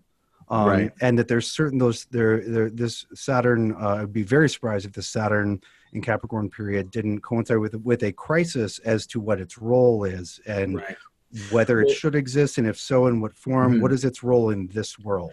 Right? Well, and it also hits the natal charts of many world leaders too. And Angela Merkel, her sun is right there too, opposite the Saturn-Pluto conjunction. Donald Trump's Saturn is right around that same degree, so he'll be having the Saturn opposition of the UN will be the same as Trump's Saturn opposition at the time of the Saturn-Pluto opposition. So that's really an interesting point. Yeah, so like there's right around that time, there's a lot of, you will probably start one other kind of prediction you can make about this coming Saturn-Pluto conjunction is the fact that oftentimes the people who are at the center of the drama will be people who were born at Saturn-Pluto hard aspects, especially the conjunctions. So people born in 1947, 1948, people born in 1982, 1983. It will also be significant for the kids who were born in 2001, because this will be the first time that the kids born at the opposition kind of reach the conjunction phase of their natal Saturn-Pluto separation. So we'll get a lot of people who have points and planets who are in tight configurations with that Saturn-Pluto configuration, as well as people who were born at Saturn-Pluto hard aspects, or people who have Saturn-Pluto like on the angles, right. So this is a Saturn-Pluto time, and it will call Saturn-Pluto people to be its starring roles. Yeah, Right. exactly. That's kind of like how sometimes if you have a transit in your chart, like a major transit comes up, sometimes somebody will come into your life that has that planet or that placement prominent in their chart, and they end up manifesting that transit for you, or they become the physical manifestation of that transit by coming into Right. your life. The same thing happened with the Uranus-Pluto square. That's when that's when a lot of people who are kind of at the center of a lot of those Uranus stories kind of came up. For example, Chelsea Manning, born with Sun conjunct Uranus, becomes the center of this, whistleblower drama.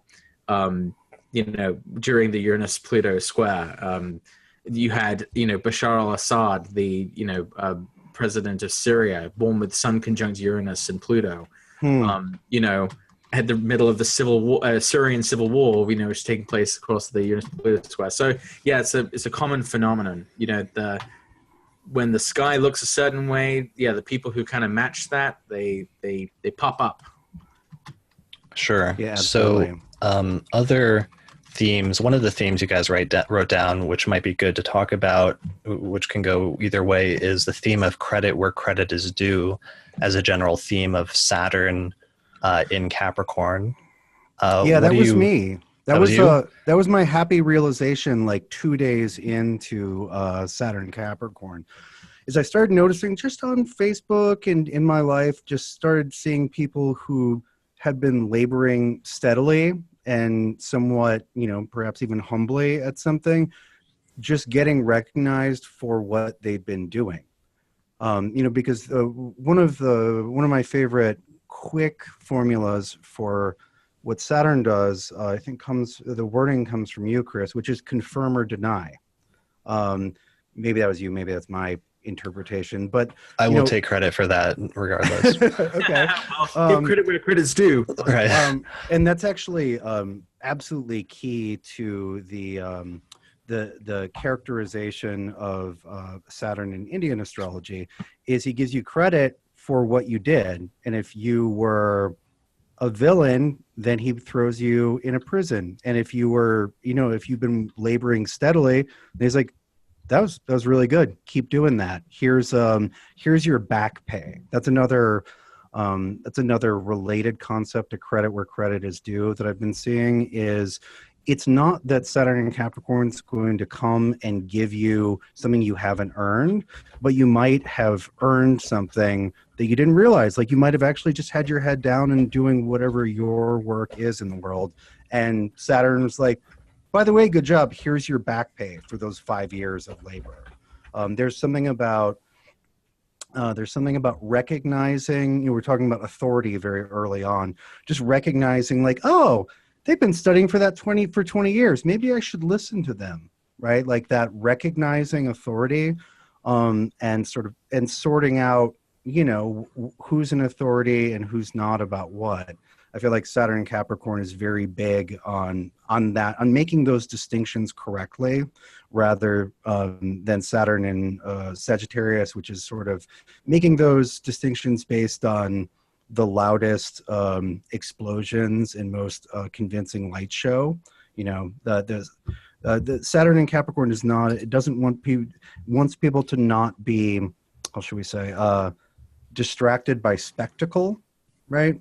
So anyway, credit where credit is due, and that also goes for people getting what's coming to them, which is like the mean way to say that. I was inspired by your bit on prisons. It sounds funny, Patrick. And I was looking at, I didn't have that much time to research this particular part, but I was like, I wonder if any famous criminals got brought down during Saturn and Capricorn periods. Oh, yeah. Oh, yeah. It took me 5 minutes to find, Al Capone finally goes to jail. And he was born at a Sun-Mars opposition across Cancer and Capricorn, right? So I do not remember. So that's the timing of his incarnation, and he was like public enemy number one. Also, the imprisonment of Pablo Escobar, also one of the 20th century's most famous criminals. He gets put in the La Catedral. My Spanish is terrible. He gets put in prison. It's a swanky prison and it's super corrupt and he gets to live like a king, but he's stuck one place. And that eventually leads to his death. And then there was a headline just the other day about a pretty infamous gangster who inspired the plot for the movie Goodfellas. He was in like a road rage incident and finally went to jail, not for necessarily his crimes, his other crimes, but they finally got him, which is what happened with Escobar and which is what happened with Al Capone as well. So there is this, for those of you who are familiar with it, there's a documentary on HBO about the Slender Man murders. Anyway, they're murders, and the perpetrators just got sentenced like a week into Saturn and Capricorn. So there's definitely this punitive element, and it's not always grotesque and unjust. Right. Yeah. This idea of Saturn being associated with nemesis in Greek or with retribution is a theme that comes up in Hellenistic astrology. And that's another thing that I would kind of say, because I hope that when people are watching this, they're not necessarily trying to decipher or overlay their sort of political or personal opinions on top of, these Saturn transits. For example, I mean, sometimes the fears are legitimate that are brought up during Saturn-Pluto periods, and other times the fears are not. Sometimes it ended up not being necessarily a thing, and I guess it really just depends on your perspective. I mean, that guy either got what was coming to him, or they had, that poor innocent person got totally, smashed by a Saturn transit. It's sure. And that does sometimes happen, but we have seen, some of the recent examples with the, this all started happening and then snowballed before Saturn went into Capricorn a few months prior to its ingress. But there have been, a number of notable Hollywood celebrities and politicians and other people that have fallen over the course of the past few months, starting in the fall to late 2017. One of them, and then are experiencing the after effects and the results of that now. One of the interesting cases, of course, is Kevin Spacey, who is somebody that actually has Saturn in Capricorn natally. So he has Saturn at 1 degree of Capricorn. So he actually just had, or is having, his exact Saturn return, his second Saturn return right now, in the aftermath of, all of these allegations coming out against him about past actions.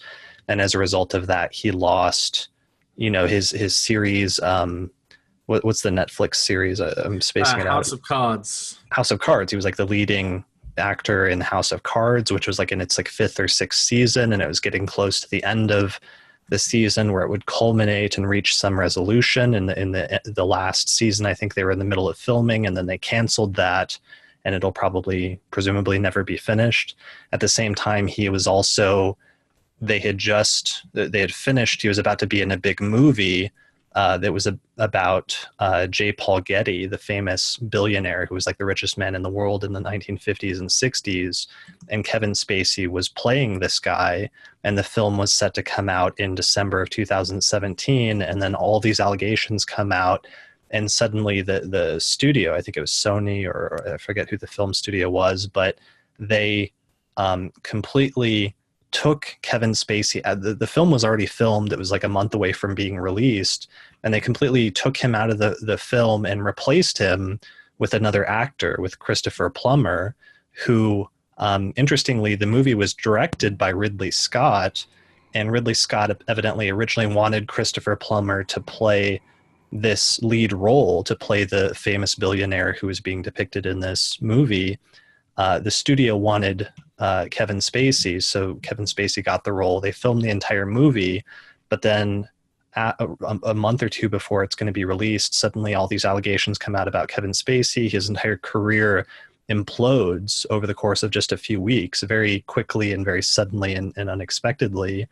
And he's removed from this movie and then replaced with Christopher Plummer. They refilm all of his scenes within the course of a few weeks, and then release the movie in December of 2017, when Saturn goes into Capricorn and Kevin Spacey has his exact Saturn return.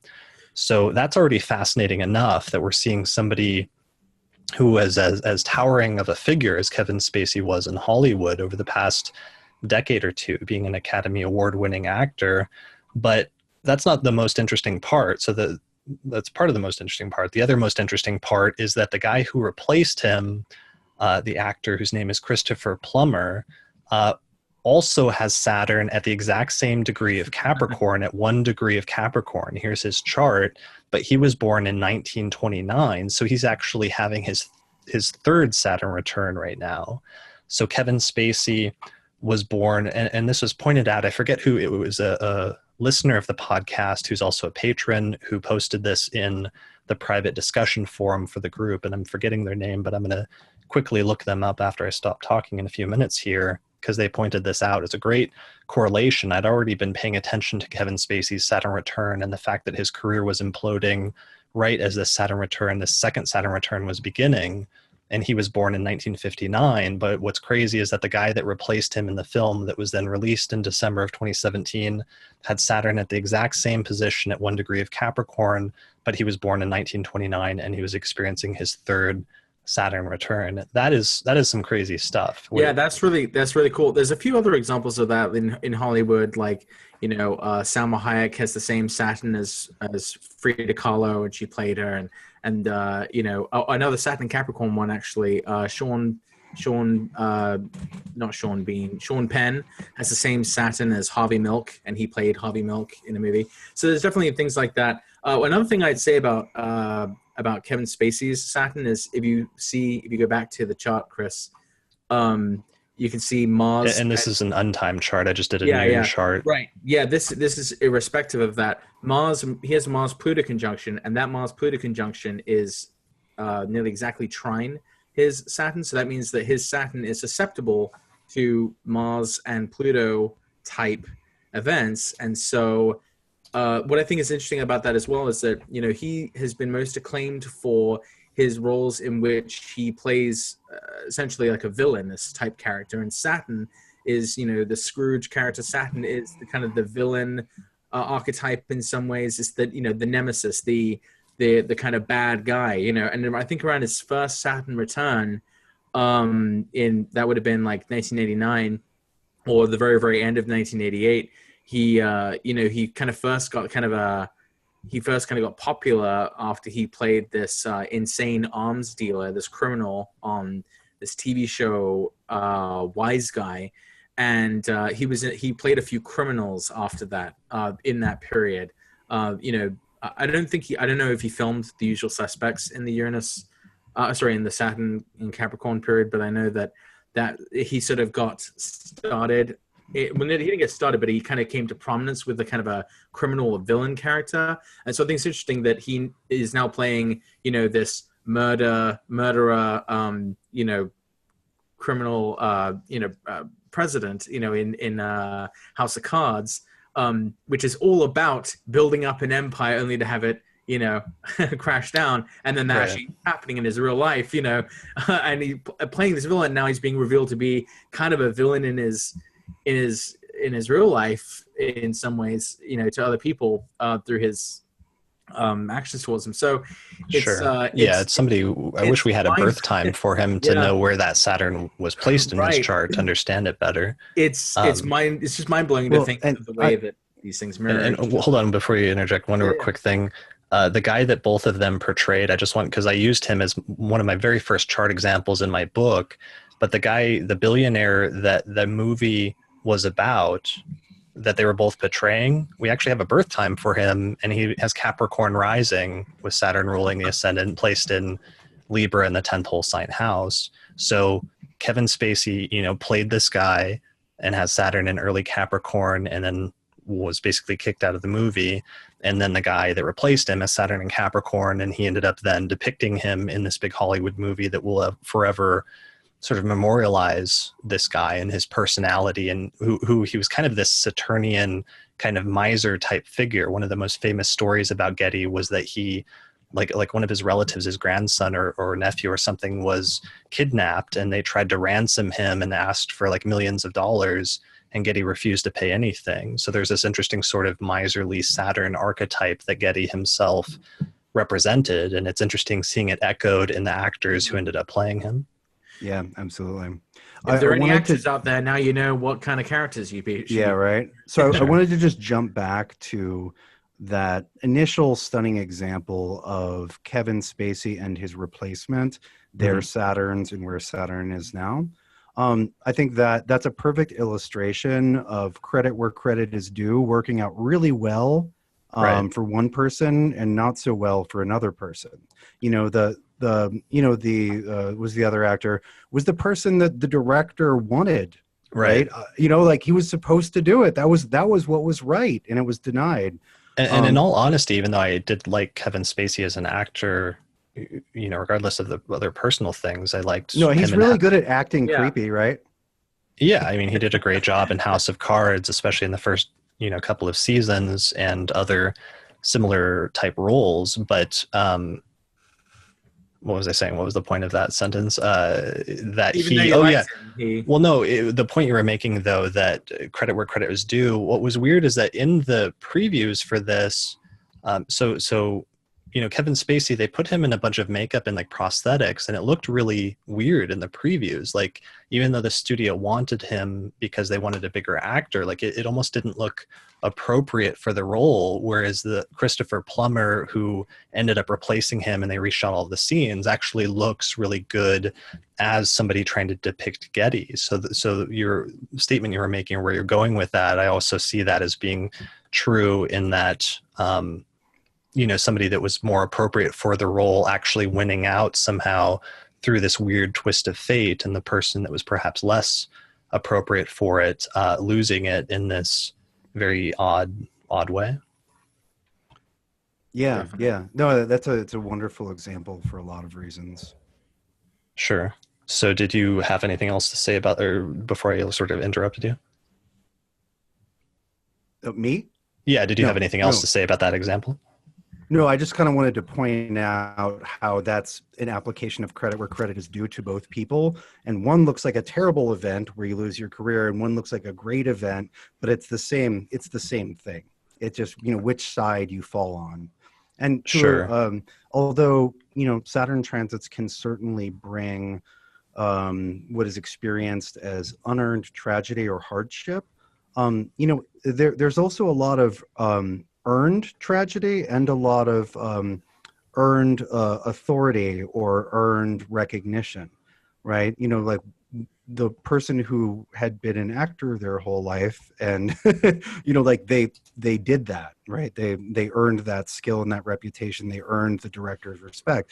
And as sad as as much as it might have roots in a tragic childhood or whatever, Kevin Spacey did those things. He earned that that ill repute and that rejection.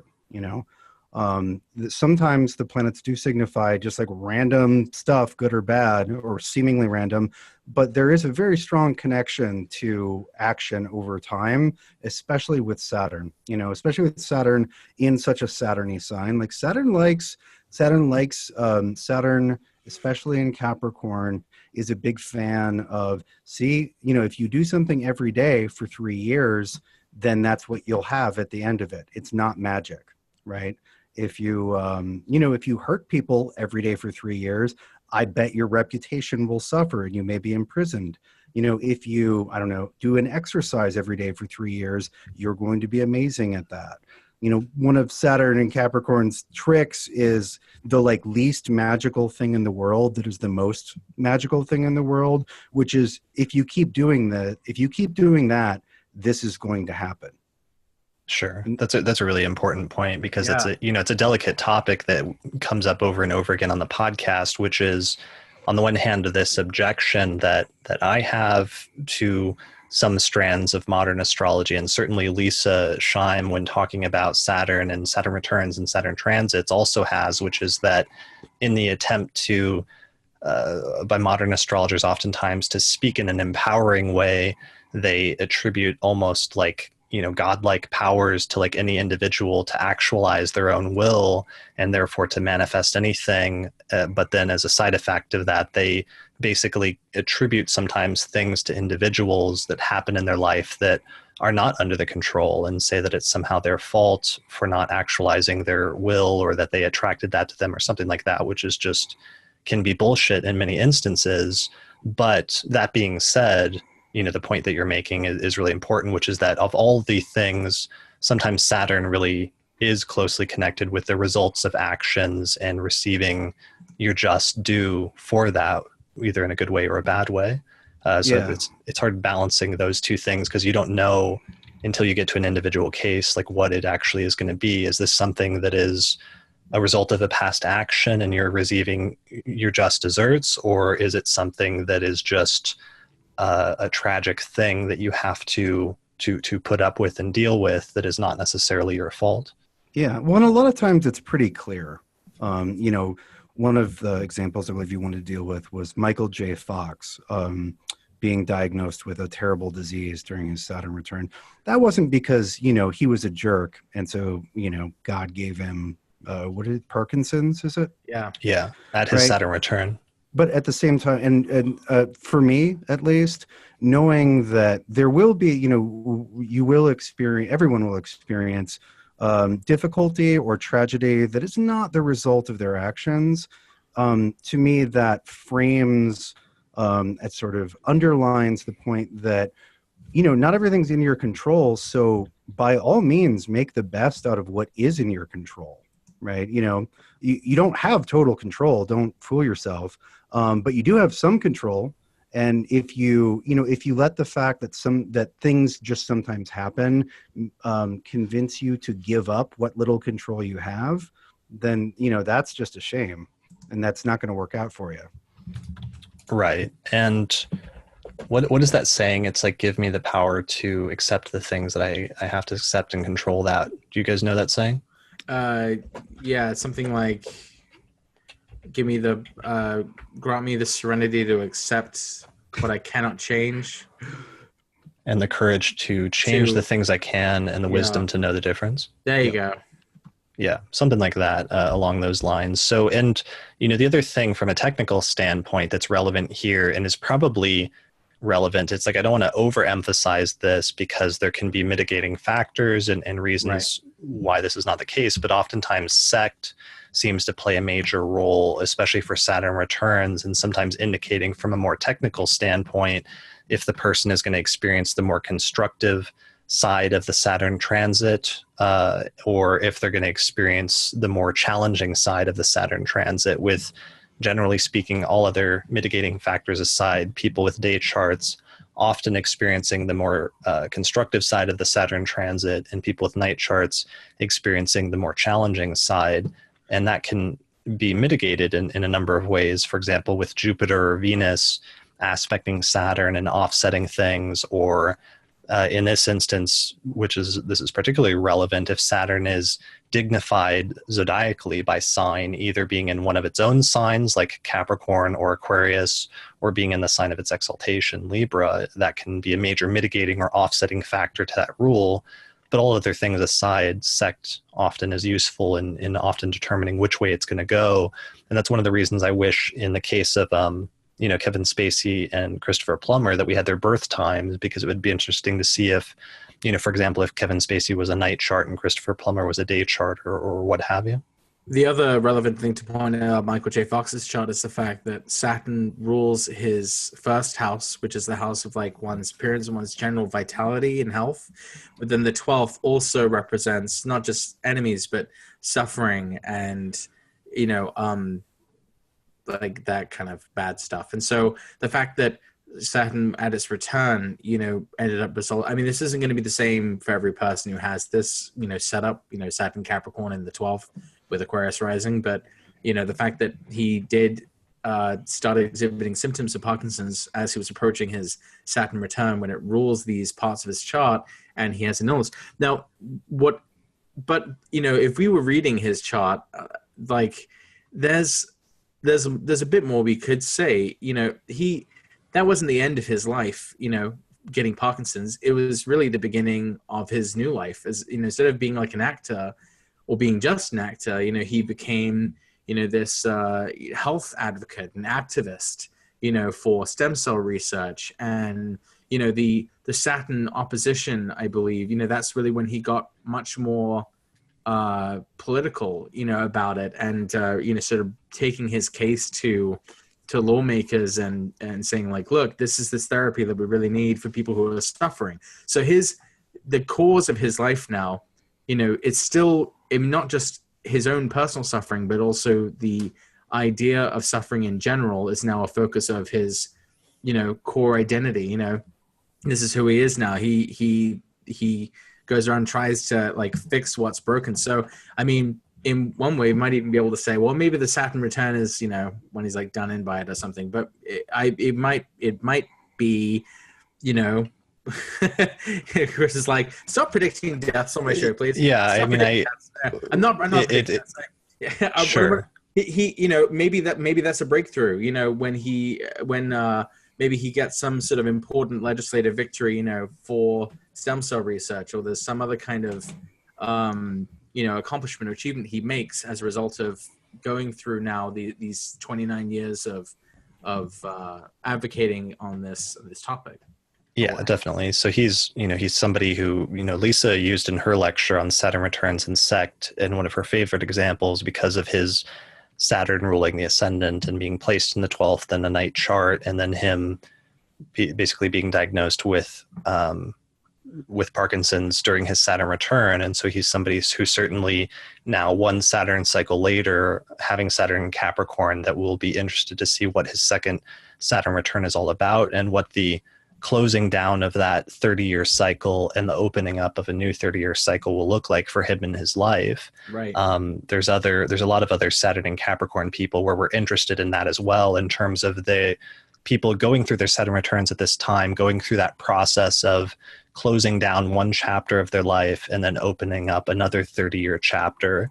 Obama is actually another one just like this. Yeah. This chart actually really makes me think, because of course Michael J. Fox was born pretty close within a few months of Barack Obama, and he also has Aquarius rising. So of course Obama is also going to be experiencing his second Saturn return in Capricorn, and it'll be interesting to see what that's all about. I don't think we need to go into it. Yeah, right. I mean, I'd say it was probably when he opens up his foundation or his presidential library. That's what Clinton did at his Saturn return after his presidency. So, well, and there's a lot to be said at Saturn returns for, especially for the people who are doing their first, second, third these next couple of years. There's often a big question about what role should I play. When we talk about opening and closing a chapter, that chapter often looks like a change in role. Sometimes it's just internally, like thinking about, your life and what you're doing differently, but it's often quite clear externally.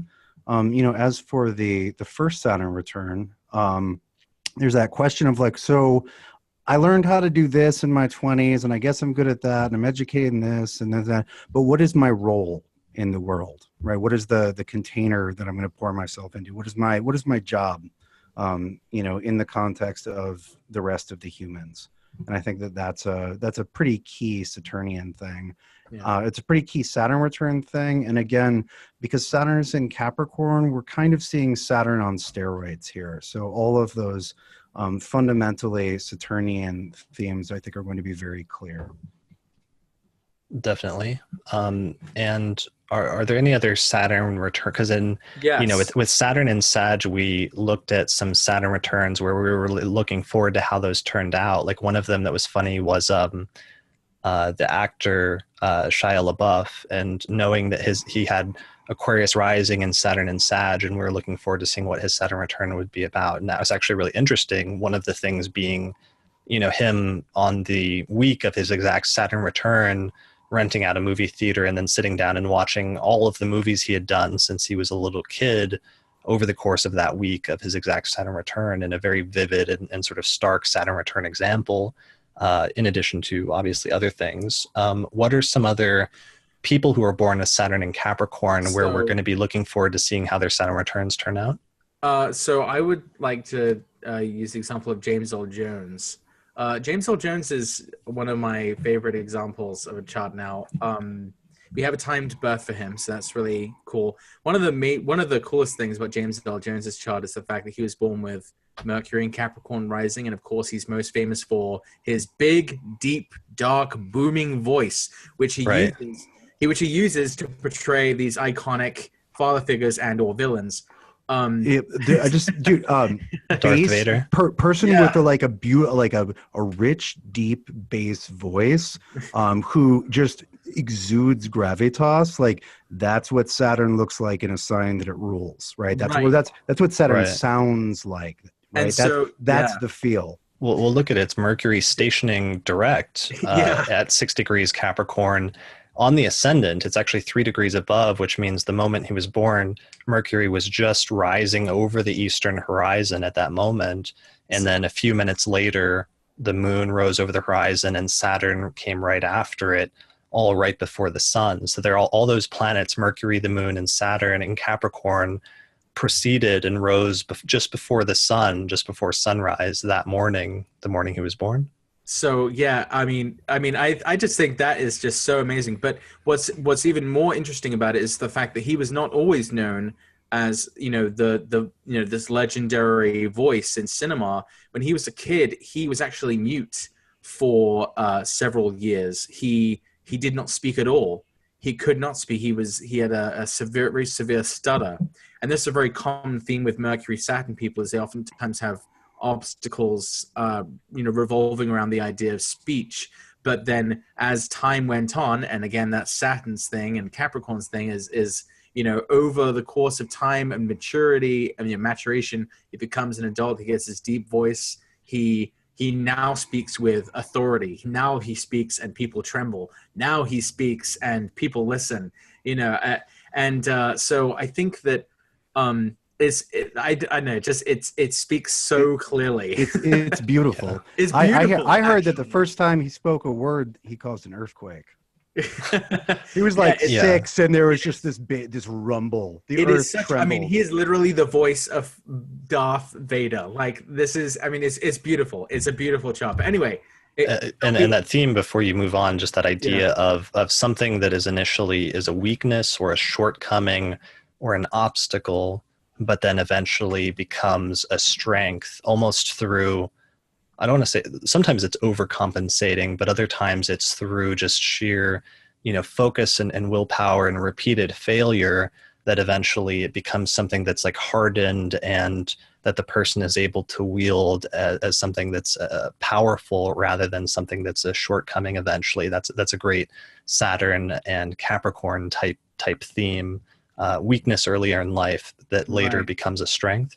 So exactly. Good. Just to expand on that, one thing I see with Saturn positions with people is, it's something that they're not naturally good at a lot of the time, and so they have to learn to do it right without the benefit of talent, right? Talent's a wonderful thing, but it means you don't really have to study very hard.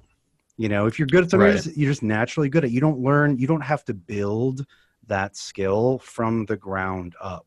But when you're less talented than your peers at something, and this could be Saturn in the second house, bad at managing money, or in the 9th, you're not sure what you believe or whatever. Like, you really have to start building from the ground up a lot of times in the area where Saturn is, which will again look like a handicap, first couple decades. But by the time you're in the middle of life, you're not relying on talent or the grace of God. Like, you've learned how to do it correctly from the ground up. That's perfect, Austin, because the deal with James Earl Jones' first Saturn return was in 1960. He didn't really have much contact with his dad. He wasn't allowed to be in contact with his biological father, who, and again, that's another kind of Saturn thing, but you didn't really touch him with fathers, but and absentee fathers and things like that. But his dad was an actor, he got into but the son wanted to get into acting too, but he wasn't cast in anything, so he just worked as a carpenter at a theater making sets and stuff before he ever got cast in a role. But then he finally started acting. He basically had to work his way up, like from being like a lowly stagehand to finally getting a role. And then it was finally in 1960 that he got this role in a Shakespeare production, the very first Shakespeare in Central Park, in playing in Henry V. And it was also the year of his first role on the New York stage. So this is really his entrance in New York into, being a real actor. And it's on his Saturn return. Yeah, and that was in the year of his Saturn return. He said on a spring day in 1960 he was offered the role in the Shakespeare thing, which got him a lot of acclaim and notice. And this is another example of like credit where credit's due. He put in the hard work. This is a guy who couldn't even speak, for several years as a until he was a teenager. So like it's a huge testament to his kind of grim determination. His Saturn. Yeah. And the other thing that's really interesting here, the reason why I'm also looking at him, especially for the one coming up, is the fact that he was born with the Jupiter-Pluto conjunction opposite Saturn. So he's another one of these Saturn-Pluto-Jupiter people, and we're about to go into a Jupiter-Saturn-Pluto period, So he's kind of one of these people kind of like expecting like, oh, what's going to be going on with you? He is, the only thing I really know about what's coming up for him now is he is going to be reprising his role as Mufasa in the new Disney remake of Lion King. And he recorded that part at the previous Saturn and Capricorn period. Well, and that's interesting because that second one. So this is going to be his third Saturn return, but that second Saturn return, like he really was at almost like the height of his career at that point. Yeah, sorry, go ahead. So 30 years after you said he got that initial role in the late 1950s, early 1960s during his first Saturn return. 30 years later, the Star Wars trilogy had just wrapped up, in the mid 1980s, which he played such a big role. But he was also like getting actual movie roles like Field of Dreams, I remember, in like the early 1990s. In the Saturn and Capricorn period, he had a lead role in a TV show where he played like a cop who he played I think he might have played like a prisoner, of course, who finally got out of jail, and I forget what the name of it was, but I know that he is the only actor to have won 2 Emmys in the same year. And that happened during for the work he did during his second Saturn return. So again, a really big career accolade as Saturn is transiting through Capricorn. So that took until his second Saturn return. This is a guy in his like late 50s, early 60s at this point. So it's another one of those examples of something that really took a lot of time. It's like not something that was just given to him early in his life, but he really worked for it and built up to it over the course of two Saturn cycles. Totally. So I think with this next Saturn Pluto cycle, with this next Saturn cycle, he's going to be, he'll receive the accolades again, and, it'll be, similarly kind of grand, I guess. But so that's my. Were you going to say something about that, Austin, before we move on? Oh, I was just going to say, this is one of the charts that validates what astrologers say about Saturn stuff getting better with age. Yeah, right? Definitely. Sometimes when I'm talking about something, I'm talking to a client and they have, or a friend or whatever, and they have like, everything's ruled by Saturn and Saturn's all up in everything. And I tell them, I'm like, no, like, give it time. This is, give it time. Like, I'm not kidding. Like, and it sometimes feels like it feels like a platitude, but it's really not a platitude. No. If your chart is, Saturn-tastic, like, give it time. Some of these take a couple, they take a couple extra decades to cook. And one of the things, again, about Saturn is that while Jupiter, like a very Jupiterian chart, for example, The person will often be blessed by having opportunities earlier in life, or they may be blessed with talent. The tide goes out on opportunities and talent. It goes out and comes back in. But when you've just built it with stones you quarried yourself from scratch, like, it doesn't really matter what the weather is. If you build Saturn style, it takes you 5 times as long. Well, not 5 times as long. It takes you 2.5 times as long. But it's not. Yeah, it's not subject to the same. Yeah, to the same weather patterns or tides. Perfect. That's a great point. Literally, this guy just has to like speak, and money pours out. I mean, it's amazing. Right, but anyway, he didn't start that way, or started the exact opposite. Not at all. So we can go to the next example. Who did you want to do? Charles Dickens. Yeah. So this one is obviously from a long time ago, but he is obviously still a really famous, author. Everyone knows who he is. And hold on a second. Let me pull up. First, let me pull up his chart. Second, let's do it.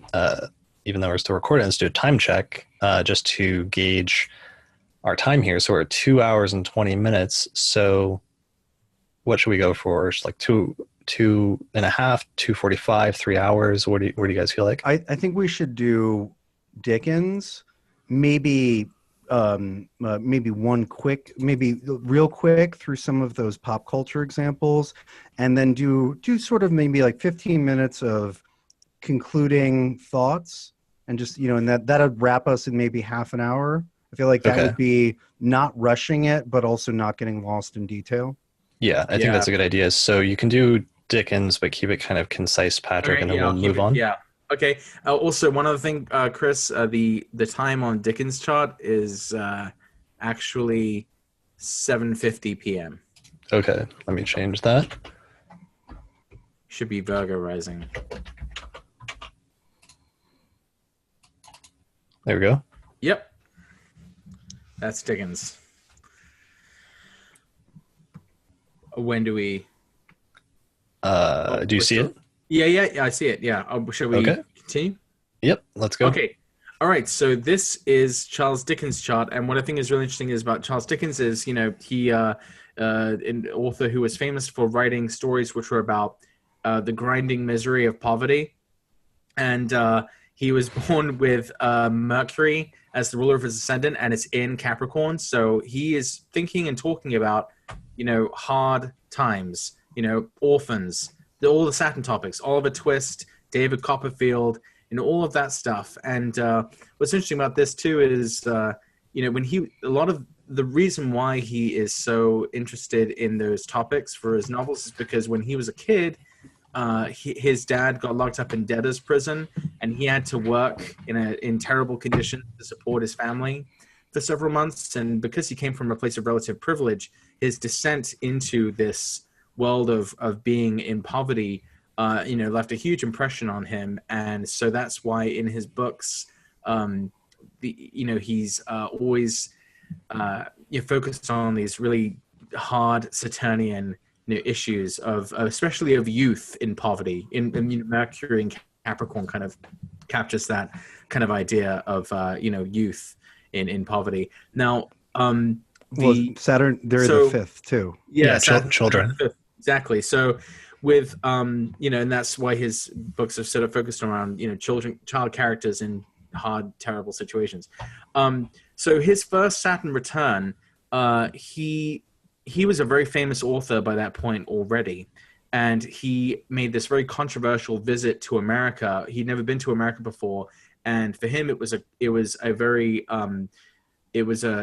Saturn return experience for him, because it was a total disillusioning experience, because he thought that America was this place which kind of had it all figured out with regards to poverty, and he thought it was like this like utopia. And he got there, and he kind of saw the good parts, but he also specifically requested to see the prisons and the poorhouses and the insane asylums. He wanted to see these, Saturn and Capricorn places, because he's obsessed with them because of what happened. So, and he saw that, while America had a lot of things right, they also had a lot of things wrong. So he wrote this book during the Saturn Capricorn period, which he was very critical of the Americans, and a lot of his American fans kind of turned on him.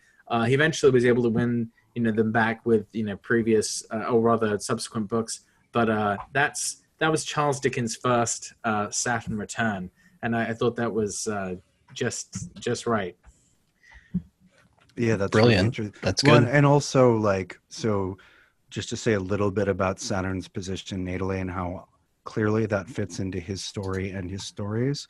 So we have Saturn and Capricorn in the fifth whole sign house, and the fifth house signifies children. So there's talk about poor, writing about poor children. But the excuse me, Tiny the fifth Tim, house, Oliver Twist. right? The fifth house is also very strongly associated with artistic creativity. What you have, what you create, right? And of course, we create children. But if you're an author, you also create books. And so he's like creating books that have Saturn as a theme, and then you have the fifth house children thing layered on top of that. It's fifth house, Saturn. Think of his most famous character, probably the most perfect Saturnian archetypal character possible, Ebenezer Scrooge. Yes. Bah humbug. Right. And what is he visited with? He's visited with a vision of how time changes things. Right. Yeah, right. It's the ghost of Christmas past, present, and future. Right. Yeah. So it's a confrontation with time. The old man's confrontation with time. Like, yeah, that's an excellent point, Watson. Perfect example. Perfect. Yay! I got praise from Austin Coppock. I'm gonna put that on my. All right. So and then to wrap up this section on Saturn returns, what I want to do is mention other people having Saturn returns with no commentary about what our interpretation or otherwise what we're expecting, but just a few interesting ones that we know are happening with Saturn and Capricorn to pay attention to as interesting research subjects to see how that's going to turn out. So the list is something like that we've got written down is Mike Pence, the Vice President of the United States, has Saturn in Capricorn. Rupert Murdoch, the head of the Fox News empire, and what's the broader umbrella corporation? I forget. I'm spacing out the name right now. News Corp. Okay. Warren. He's another Saturn Pluto guy. Okay. Really shocking. Warren Buffett, the famous investor, along similar lines. Val Kilmer, the famous actor, but he's actually going through some very serious health issues right now that have come out in the news. So is Julia Louis-Dreyfus, born very close to him with a Sun Saturn conjunction in Capricorn. Okay, right. And you have a few others listed here. They're not in like a separate bullet point, but some other actors and musicians. Daniel Radcliffe, basically all the Harry Potter actors. Daniel Radcliffe, Emma Watson, Rupert Grint. The Harry Potter generation grows up, Then you have that's Taylor so Swift. Interesting. Yeah, it is. Taylor Swift is going to be having a Saturn return. I'm kind of looking forward to that just because it's going to be fairly visible, I would imagine, because of her visibility. And it makes me wonder if, especially due to some of the more negative attention that's been brought to her, that this could result in potentially a change. She may question like what she's doing, kind of with music. She may choose to go into a different direction, maybe leaving music, or something of that sort. She's not quite at the actual return yet, but the return has started, and she just released this new album, and that happened with Saturn on the Sun, and she's come up with this appropriately Saturnian darker material, and apparently a lot of her ticket sales have stumbled, and kind of looks like she's entering a kind of less pleasant period potentially with Saturn and Capricorn. So kind of looking forward to, I'm looking forward to it. Not like you're looking forward in time at it. Right. There you go. There you go. I don't have any particular feeling towards it. I hope. And then both Rihanna and Chris Brown are Saturn and Capricorns, aren't they? Yeah. Yeah. So I don't want to go on at length, but the first thing that really got me thinking about Saturn and Capricorn was watching a Chris Brown documentary maybe 2 or 3 months ago, and finding out that he's sort of just barely not gone to jail for a lot of things. and he seemed to have a very unrepentant attitude. And I was like, is he pre or post Saturn return? And then I was like, oh, it's coming up. And I was like, don't know that that's going to go well for Chris Brown.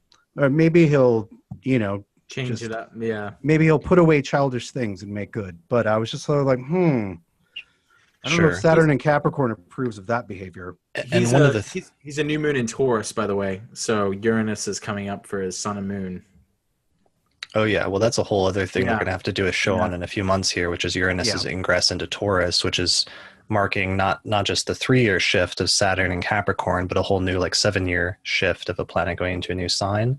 And one of the things, of course, we learned that was very unique about Saturn in Sagittarius and the people that were having their first Saturn returns in Sagittarius that was so stark and not comical, but unique was a lot of them had Saturn conjunct Uranus. And so there was this heavy Uranian component of something unexpected or something that came out of left field that often ended up being part of the Saturn return experience.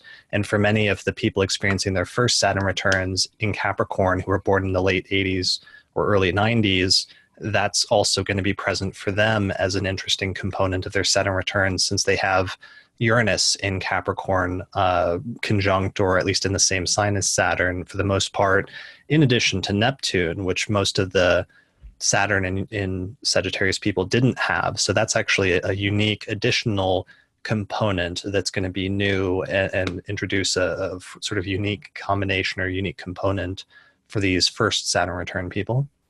Yeah. The walls explosively dissolve. Saturn, Uranus, Neptune. Weighty and surreal. I don't know.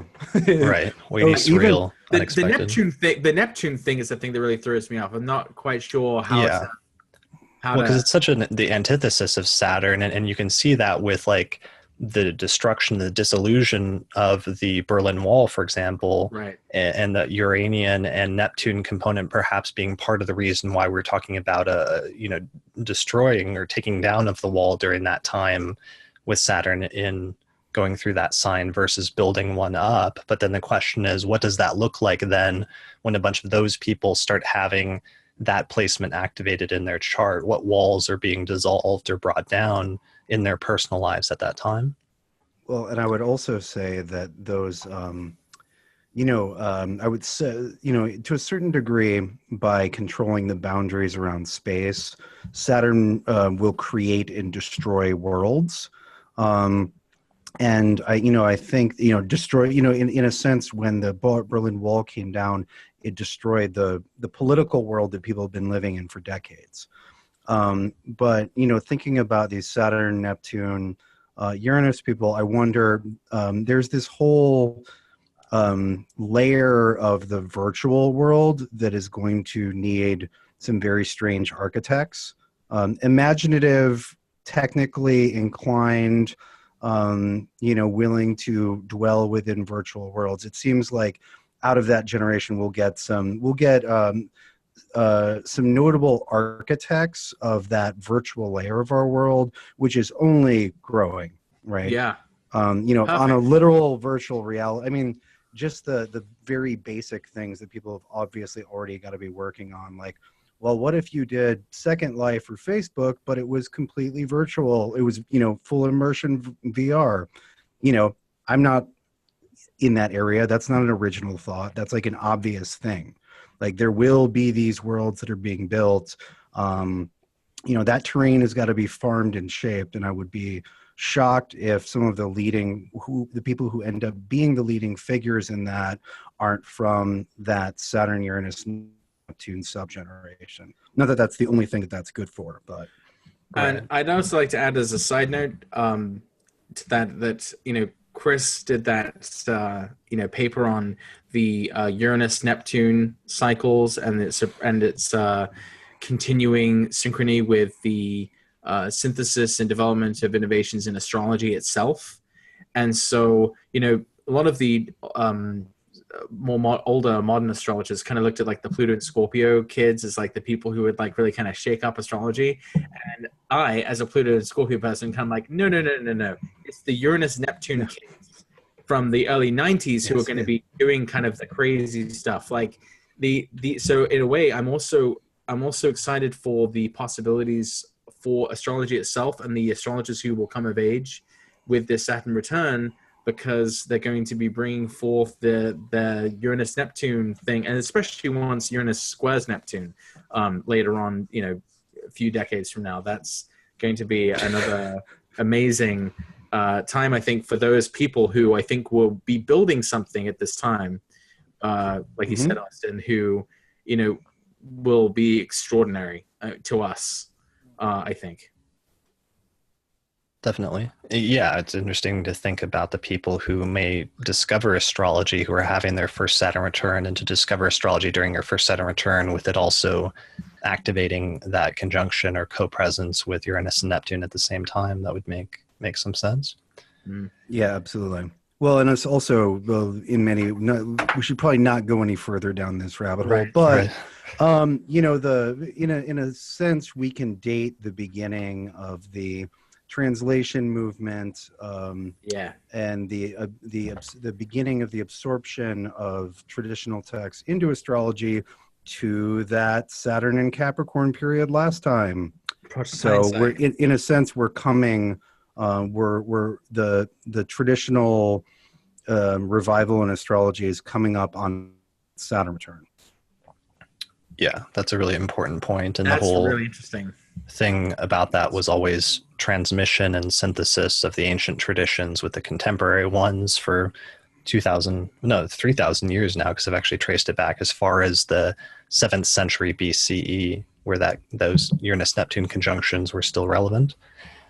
All right, so let's move on so you guys wanted to mention a few other sort of cultural examples before wrapping up? Or is that what it was, or what was the plan? I was thinking we could just talk about, like, okay, so you're living with Saturn and Capricorn for 3 years. So what are the strategies advice section? Yeah, that's what I was thinking. Just, or just a living with it, like, because one of the one thing to note is just, like, as we said before, this is peak Saturn.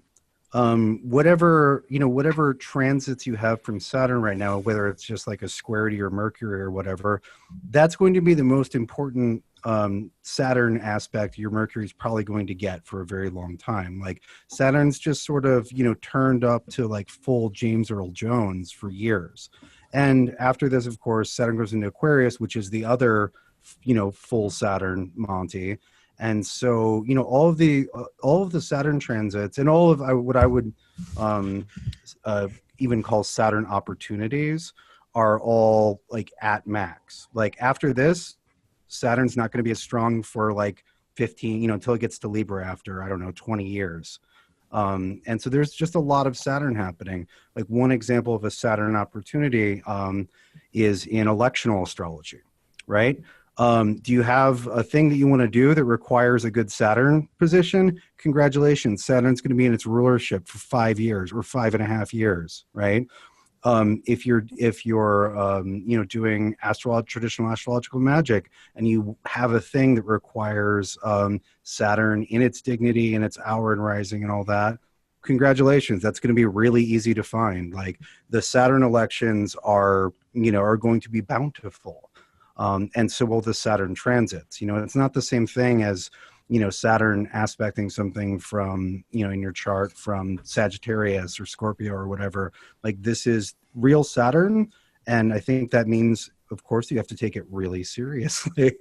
And that just putting a like Saturn frame around the next several years will, I think, benefit people immensely. And I don't mean by a Saturn frame regard it with fear and terror. But one of the things that I was thinking that I think I mentioned at the end of one of our discussions, Chris, was if we can recognize that Saturn, especially in Capricorn, likes to give you what you work for, then great. If I don't know, if you realize you've been working on something for 10 years and you get credit for it, that's awesome. But how about planning to have earned something by the time Saturn leaves Capricorn at the end of 2020? Right. Building something up or laying the foundation for something Like that you're going to build. daily practice or whatever it is. Jogging every day, like getting on the right side of credit where credit's due is what I'm saying. I actually did that myself. I just started a what I call my Saturn challenge to lose 100 pounds in a year.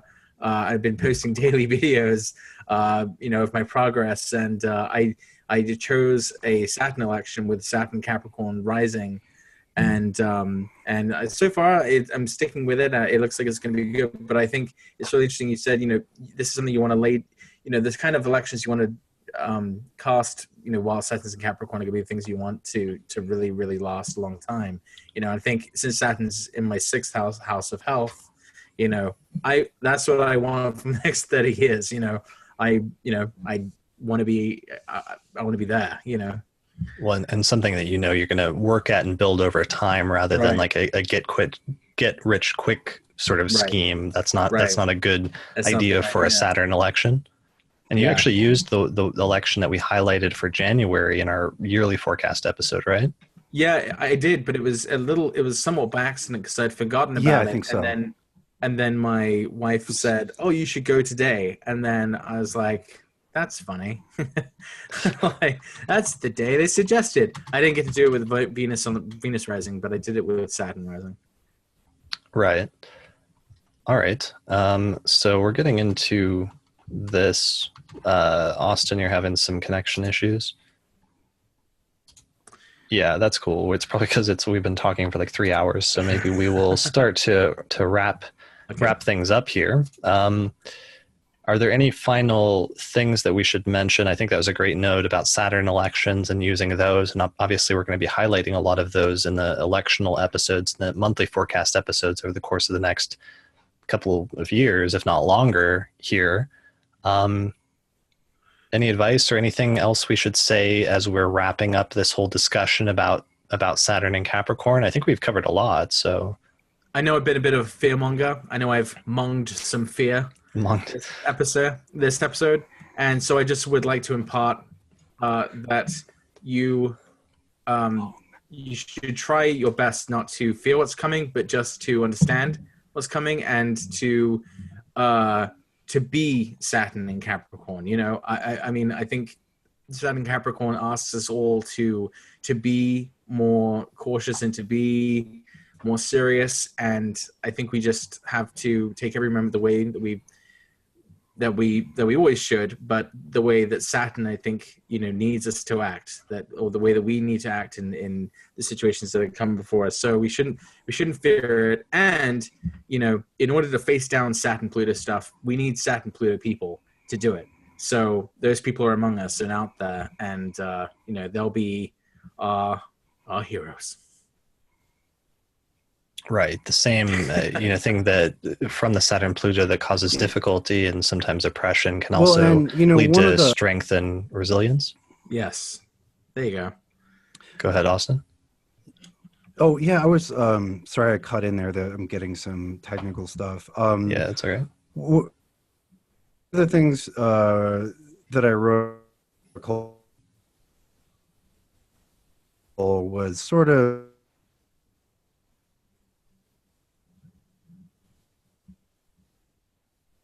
taking. It's cutting out really badly, isn't it? Keep them to be safe. Yeah, I don't know if we might not be able to do a final monologue. It'll be in the audio version because your audio recording is still going, but the video's getting really wonky.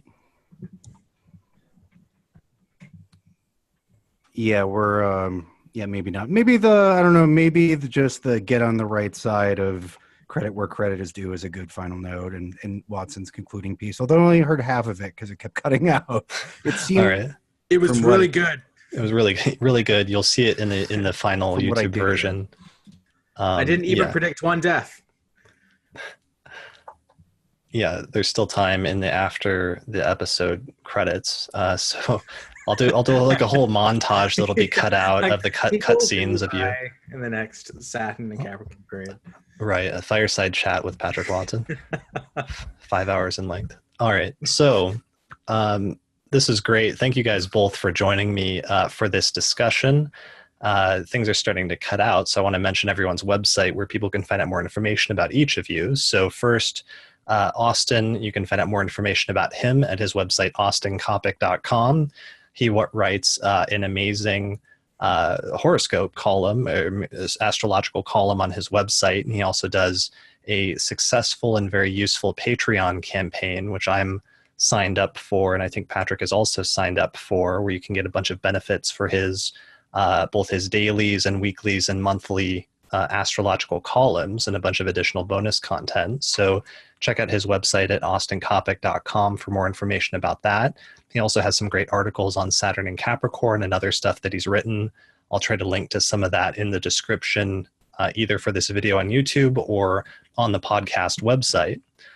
For Patrick, you want to check out his website, which is, what is your URL at this point? My URL is www.bigfatastro.com.